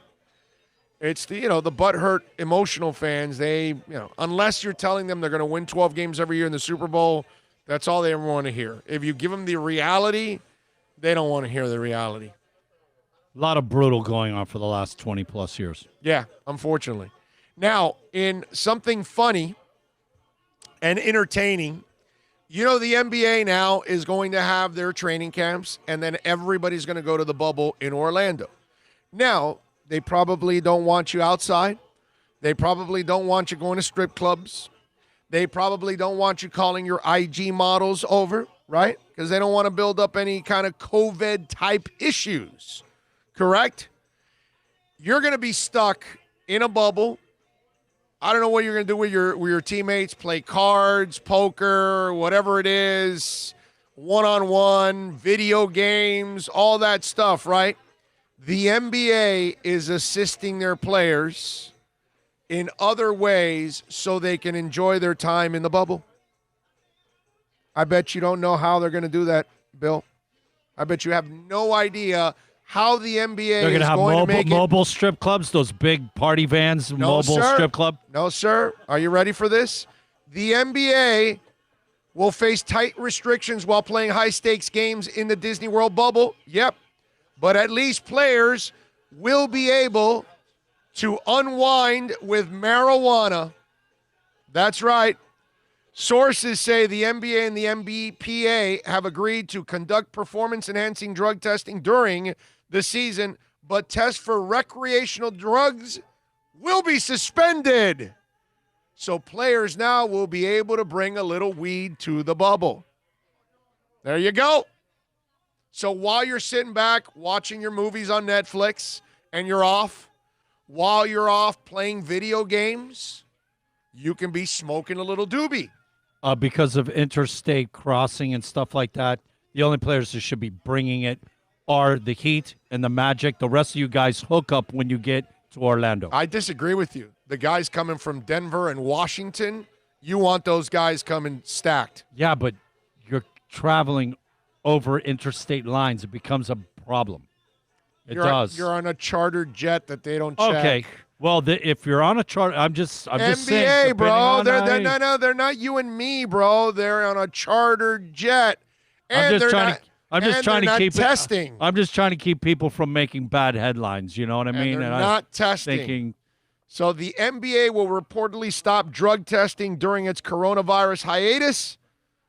And the question is, will the league ever test for marijuana again? Why should they? Give me a break. They've been smoking weed for 40 years in that league, and it's never stopped them. That is smart on their part. I mean, think about it. They're sitting around going, hey, our guys don't have a lot to do in the bubble. All right, let's eliminate the marijuana test. Let the guys bring in all the dope they want. They can hang out and get high at night and relax. You know, players are high-fiving all over the place right now with that one. That is fantastic right there for the players. Can't have your IG model, but you can have a joint. Can't go to the strip club, but you can have a joint. Nothing wrong with that. You can dab, you can whatever it is that you do. Nice job by them. I gotta give the NBA. See, the NBA understands its players. Players want weed. We will give you weed. That's all. Nothing wrong with that. I think it's pretty smart on their part. Players want weed. You will get weed. That's what we will. The we will NBA provide. is always operating in the now. Yes. Current, on the pulse. Yes. Everybody else, man, has their head in their culo. Yes. Very true. That's very true. No doubt about that. And I just saw The rest of you leagues, take a note from the NBA, man. Take a look. I said that over the weekend that I thought Roger Goodell's statement to the players was a page from the NBA.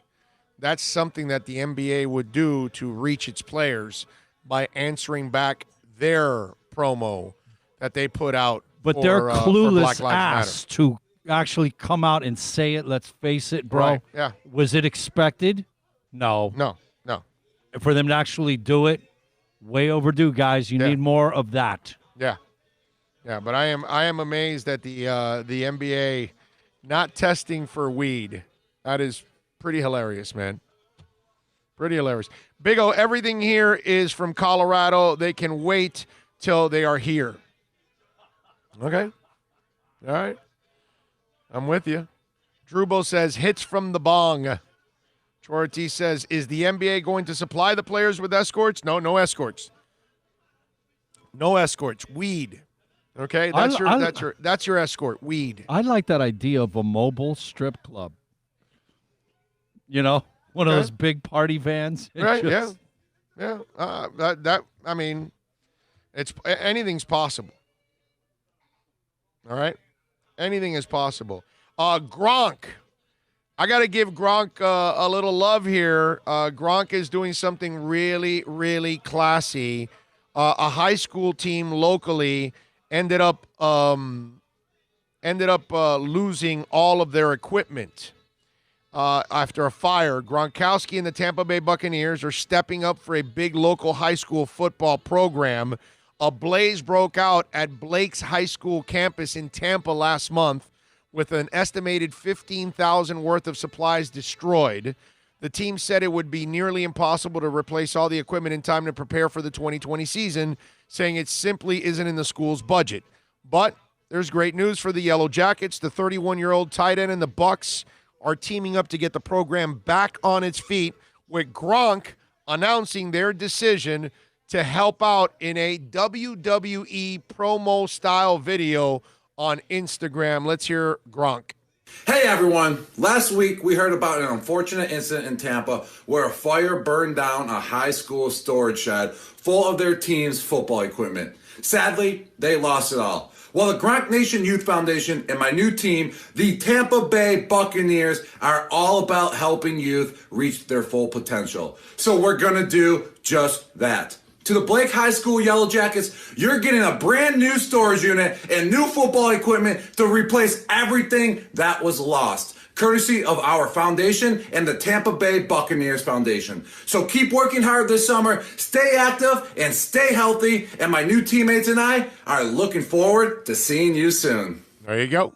Hey, there you go. I like it. Nice job by Gronk. Nice job by the Bucs. This is a good thing to do for the kids. It's a write-off for everybody anyway, let's be honest now. And Gronk's in his shades and his WWE, which they said he was terrible, by the way, at WWE, which I kind of expected that. Some people, you know, while Gronk's a great guy and he looks like a cool dude you want to hang out with, I remember people were saying a couple years ago that he could retire and become a movie star. There is no shot that guy becomes a movie star. There's no shot that that guy can remember lines. There's no shot that he can act. He can only act like the goofy guy that he is. Be himself, basically. I mean, I remember reading a couple stories when he did the WWE stuff. The other guys and women in the WWE were laughing at how bad he was at acting and the lines and all that other stuff. He's not made for that. He's made to be a tight end, a good dude, doing things like what he did right now. That's the kind of stuff. Once his football career is over, outside of being some goofball on some kind of a TV show, I don't see any kind of a future for him in acting. Do you not remember how Arnold started out? Yes. Yes. So you don't think that Gronk can improve with some acting classes because Arnold did? Because Arnold shaped himself in a way where he didn't have to act. He had like this mechanical persona. Are you saying like Terminator? His line was, "I'll be back." Yeah, That's so it. he kind of, That's it. So he, I don't think Gronk is there, bro. Oh, in lip sync when he made the phone call using so and so's voice, just lip sync. You know? I can't see it. Can't see it. Somebody's asking, is there a logo petition? Tommy Italian 305 for life. I don't think there is. It doesn't really matter anyway. They have to wait a certain amount of time, and I think we're getting close to it. I think there is going to be a logo change back to the old logo. I'm sure they'll put their style like they did in the 90s and all that they tweaked the logo. So I think that's going to happen down the line. Yeah, take the smile off and give him a menacing look. That's all. Listen, but go back to the porpoise. Listen to our last interview with Tom Garfinkel. I asked him about the logo. And the way he talks about it and the way he addresses it, you know, he kind of reminds us he reminds us in the interview that he's the guy that wanted to bring back the old logo and that they use it several times. He's the guy that also mentions that new logo was there before he got here. I just listen to the interview. Listen to the Tom Garfinkel So interview. it had to be his logo by default. He didn't have a choice. My point is, Tom Garfinkel basically kind of told you, haven't you seen how we've been running things since I got here? We've been kicking some serious ass. I know that's an issue. I'll correct it. I just got to have some, there's legally I have to wait a certain amount of time. But I almost get the impression that that's kind of what he said in a backhanded way. He didn't really say that, but he kind of said that. So listen to the Tom Garfinkel interview, and I think you'll get the impression like, ladies and gentlemen, I know you guys aren't happy with it. I'm not really a big fan of it either. Don't worry, we'll fix it down the line. That's kind of like I'm paragraphing, what he's saying, Oh, is this another one of these stupid, retarded? No, I'm The sorry. money grab. That's all it was. No, but the NFL having this rule, this you got to have this logo for X amount. Why? Come on. Because they don't. Because then 2 years later you make it a mockery, and then you change it again, and then people spent a lot of money. So if you waited the allotted time, which I think is like 10 years or something, from when you established it to when you can legally switch it, it gives it a certain amount of time, and then it validates what you did with your logo. Right. You think it would be almost like the way they do, like the orange jersey and then the black one. And right. The switch. Right. The logo has to stay. Yes. Okay, so, but 10 years to lock? I think it's something around that. I had a conversation with Garfinkel about this specifically a few years back, and I asked him about it. And I forgot how he explained it to me, but it was something along those lines, like 7 to 10 years. Like you have to wait like at least 7 years to then file for it, and then it takes a couple of years for the process, and then like 10 years in you can change, or I don't know, it's some crazy convoluted thing, but I just get the impression that Garfinkel knows, and he's been such an ass kicker that I think he's going to end up changing when it's all said and done. The NFL needs to make some major adjustments in certain areas, and this is one of them. Man, really? 10 years? That's bad. Remember the Miami Miracle a couple years ago? Gronk had a huge vacuum cleaner attached to his arm while he was trying to make that tackle. Hopefully not the god-awful Jimmy Johnson crap that put blue in our logo to look more like Dallas. Oh, yeah. But remember, Jimmy had this, he had this terrible attitude about the Dolphins when he got here. He wanted to, erase the memories of everything in Shula, and, he wanted to start off his own, whatever, and unfortunately he never created any great memories to, hang on to. Wasn't part of that blue when they were trying to make the numbers look 3D. Yeah. Not border them, Yeah. but 3D them. Yeah. I didn't mind the meaner-looking Dolphin change to it. The blue, I'm with you there. That don't change my aqua and orange, bro. Give me my aqua and orange. It's been that. Don't mess with it. But Jimmy had this thing of trying to make his own history, and that's where he screwed up, obviously, because first he crapped on Shula in the history of the Dolphins, which I was completely. Did you like the orange pissed off jerseys? at. Did you like the orange? Oh, I don't mind Really? them as an alternate jersey to have some fun with it and all that. I don't mind those jerseys. No, I don't mind the aqua. I don't mind the orange, the white, whatever. The way I'm good our with it. aqua looks. Right? No, I way love the it. white looks. No, I get it. I get why it. would it's like the Canes, man? You're But it's not like the orange, logo. You're white. Why would you do anything No, I get it. else? I get man? it. But I the don't logo bothered me. The logo bothers Well, me. The new logo. I'm saying. But it's not even a the porpoise. one in the '90s that they threw a little blue in it. Okay, that's not the worst thing in the world. But the new logo literally bothers me. The orange jersey, dude. You're there was okay. there was a black jersey. I get those money grabs. I get the marketing crap behind it. Because in the end, it's not your permanent jersey. Your permanent's always going to be your white and aqua anyways. So I get all of that. I don't have a problem with that, but I did have a problem now changing the logo the way they did. It looks like a killer whale. It really. It's terrible. not. It's not a porpoise. It's terrible. It really is. It is absolutely terrible, man. I'll tell you what I do love is the MLS returning, and they have now. They're going to be. You guys realize that the MLS is going to be the first pro sport to come back. They're going to come back, kickoff July 8th in Orlando. I love this, obviously, because we get Miami back in the mix. But Major League Soccer unveiled its plans, returning to play in the wake of the coronavirus pandemic. All 26 MLS teams will participate in the competition, which will be held at ESPN's Wide World of Sports complex at the Walt Disney World Resort. Man, that place is going to be busy, isn't it? With basketball and in the MLS. Anyway, we are pleased to team up with Disney to relaunch the 2020 MLS season and get back to playing soccer. Don Garber said, the MLS commissioner, the opportunity to have all 26 clubs in a controlled environment enables us to help protect the health of our players, coaches, staff as we return to play. Teams will head to Orlando starting June 24th. Arrival dates will vary because most teams will prefer to train in their home markets. Team must arrive no later than 7 days before the first match. So I love it. They will get this. The MLS back tournament is in.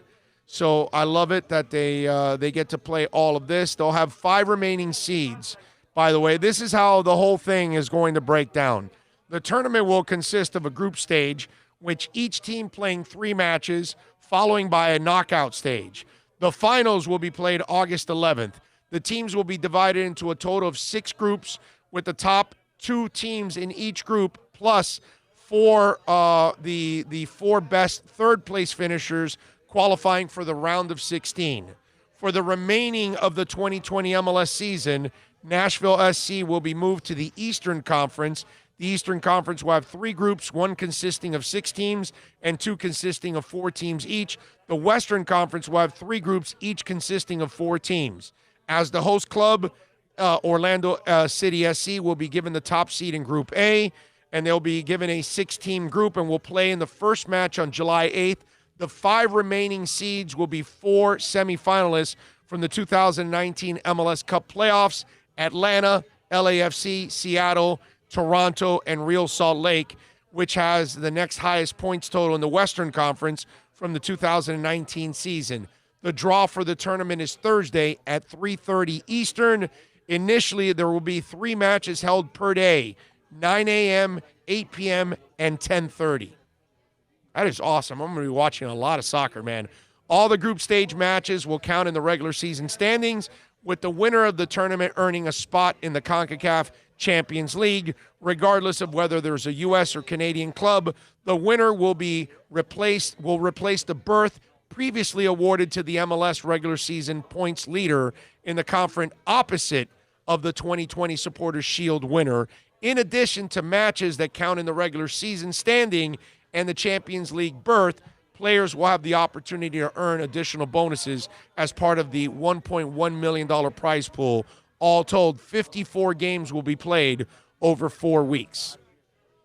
That's going to be cool. All right?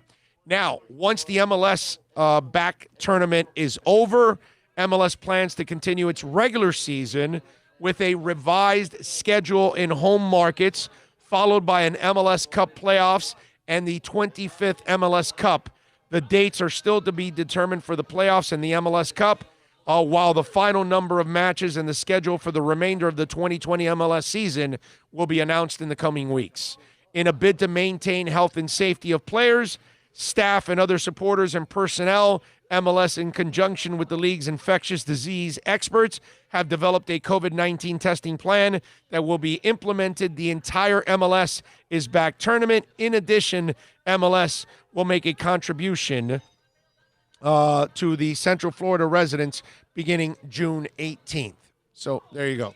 You got the whole thing. So you got the tournament, which will lead to the regular season, and then you will get a champion in the end. It's pretty cool. Can't wait, man. July You 8th. like the idea of them doing the tournament? Yeah, I got no problem. Instead of like a preseason kind of thing to get everybody. Nothing's going to be perfect. But I love the tournament because that creates a competition, a little World Cup type of thing. You get your training camp early, you get back in shape again, and then you start playing the tournament, and then you get to the regular season. I love it. I have no problem with it. It adds a little. Let me throw something at you. If you're one of the first teams knocked out, okay, you're not going to have the amount of game time playing and stuff like that that other teams are going to have going into. You know what I mean? Well, you'll play your games in the tournament that are required, at least. But I mean, if you're not one of the 4 that come out of your bracket, if it's set up like World Cup, and you're not one of the better teams anyways. You're one of the 2 left out. But you need the practice. Yeah, but you'll have another season coming up. You'll have a whole season to play. But you know what I mean. Those other teams are playing games. I get it, but they're only playing the finals. They're playing the semi and the finals. That's all they're going to do. They're going to play the couple extra games than you, and they're the better teams anyways. So we don't want to watch you? Is that what you're saying? No, it just I don't think in the end that makes everybody's in the same position. Those few games are not going to make that big of a deal going into the regular. Yeah. Big O Premier League starts up on the 17th. If anyone wants to watch live sports, Bundesliga has also been back in Germany. Yes, I've watched some Bundesliga. I don't really watch a lot of Bundesliga as it is. You know what I mean? I watch more the Premiership and Serie A, La Liga, but Premiership is one of those that, Bundesliga I know it's one of the major leagues, obviously, in this country.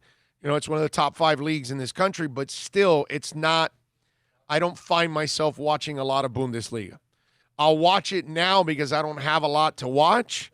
But when there's all kinds of soccer going on, Bundesliga is probably in the back burner for me at this point. I know Bundesliga is better, quality, but I'd still rather watch the MLS if both are on. You know what I mean? Because it means more to me. Look, even the MLS, I watched less of it once we lost the Fusion. I ended up losing interest in the MLS slowly but surely, and then watched it casually. I'm actually more hardcore local soccer than anything else. You know what I mean? I watch international soccer. I watch the Arsenal. I watch Barcelona. I watch all of that. But I will say, now that we have our team, now I'll be incredibly hardcore of the MLS. I got to say, watching, a couple minutes of the Bundes and whatnot, man, it's bizarre with nobody in the stands. and hearing the players and the Oh, yeah. coaches yelling and screaming. That thing Hell, you were when talking you see about. players in the stands just hanging out, waiting to be, called. It's funny to see them. in the What you stands. were talking about when we get to the NFL, and you're able to hear all the little drops and the trash talking and everything. Yeah, It's man, gonna be a lot of fun. It's gonna be weird. It's gonna be a lot of fun. No doubt about that. Cody Douglas says, I will give the MLS another chance. I've never been able to get into it in the past. I'm really going to try and follow it. You should, man. I mean, we have our team now, and I think we're going to have a really good team. It's an expansion team this year, but we've got the kind of ownership that they're going to want greatness. And so that's going to be a lot of fun. Inter Miami all day. I'm going to be watching more MLS because we finally have a team. That's what Chad says. Of course, man. You got to watch it. It's going to be a lot of fun. It's something to look forward to now that we've got, Inter back and we get our own team, and there's going to be some real stars that they're going to end up signing here, and I think that's going to be a lot of fun for us here locally. Look, I remember back when we had the MLS. I know that it never became a great team, but it's fun to have a dog in the race. And back then, 20 years ago, the MLS isn't anything like it is now. That was a struggling league. That was a league that had to contract because they couldn't afford it. That's how bad it is. Now it's a profitable league. Now it's got stadiums that's got 30, 40, 50, 60,000 people in it. They average, the MLS, by the way, again, I like to remind people over and over again because they don't realize it, because those of you that hate soccer, the MLS per game averages more than the NBA and the NHL. I know they don't have more games than them. They only have 32. But per game, they outdraw. Okay? So if they're outdrawing the NBA and the NHL, that's a pretty good crowd on a nightly basis whenever you do have games. So for those people that think, oh, it's not growing and all that, it has grown exponentially. Okay? I mean, this is a major sport now. And it's right there with the NHL. Right there. I think it's pretty close to already passing if it hasn't passed the NHL at this point. It's just maybe people don't want to admit it, But I've told you, 10 years, when we get to 2030, baseball will be behind the MLS. And you would suggest not waiting to be a bandwagon because of the way Jorge Mas is talking about maxing out, getting the best, spending money. Yeah. Don't wait. I mean, listen. Get in early. If you're a soccer fan, then you should already be a part of it. If you've never given it a chance and you are, well then, watch it and truly give it an opportunity. Give yourself an opportunity to understand the game and what's going on. You know what I mean? Get to know the players and things like that. And then you can decide whether you can keep watching. But if you watch it for 5 minutes and that's it, that's not going to get you anywhere. You got to really give it a chance. I was 10 years old, but I was at the first Fusion game. Happy I can say that. I remember that day myself. I was there. That was a fun time, man. I enjoyed working with the Fusion. I'm going to enjoy doing this now that I'm going to do with Inter Miami. This is going to be heaven. All right, it is time to wrap it up out here at VSS West Pines, baby. We got to thank Jose Baños, DraftKings, FanDuel, GPP Central, Cody Douglas, Tommy Italian 305 for life, Myron Sanchez, Nico Jones, all of you out there for keeping it locked here on our program and supporting us like you do every single day. We love you all out there. We thank, of course, Jose and all the great people out here at VSS West Pines. Thanks to everybody on the chat board, on the email, on the text, however it is you reach out to us. Please come on out here to VSS West Pines, 12397 Pembroke Road for all of your CBD needs. I tell you all the time, man, it's where Barefoot Mailman and Spencer's meets CBD. You got to come on out here and check it out for yourself. We thank Bill and Philippe, as always, getting it done here on the program. We will see you tomorrow Toyota of Hollywood, 1841 North State Road 7 from 11 to 2. We'll be out there. Friday, we've got 2 shows for you, 9 to 11 from Craig Zinn Acura, and we're back at Hialeah Park, baby, from 1 to 4, rocking from the Flamingo Lounge in the first floor in the casino. And if you guys can come on out there, we've got that whole lounge to ourselves, so you can actually hang out in the chairs around us, and there's plenty of space in between us. And the lovely ladies are there serving you drinks. We got the TVs going on. So incredible food. Oh, yeah, the food is awesome. Food is awesome. So tomorrow, Toyota of Hollywood. Friday, Craig Zinn Acura from 9 to 11. And then from 1 to 4, we'll be at Hialeah Park. All right? Back to double dipping on Friday. It's a beautiful thing, man. 4 live shows over the next 3 days. We're getting back. We're getting back. Slowly but surely, we're getting back. You all be good out there. Much love. Be safe. And thank you, as always, for keeping it locked here. We'll see you tomorrow.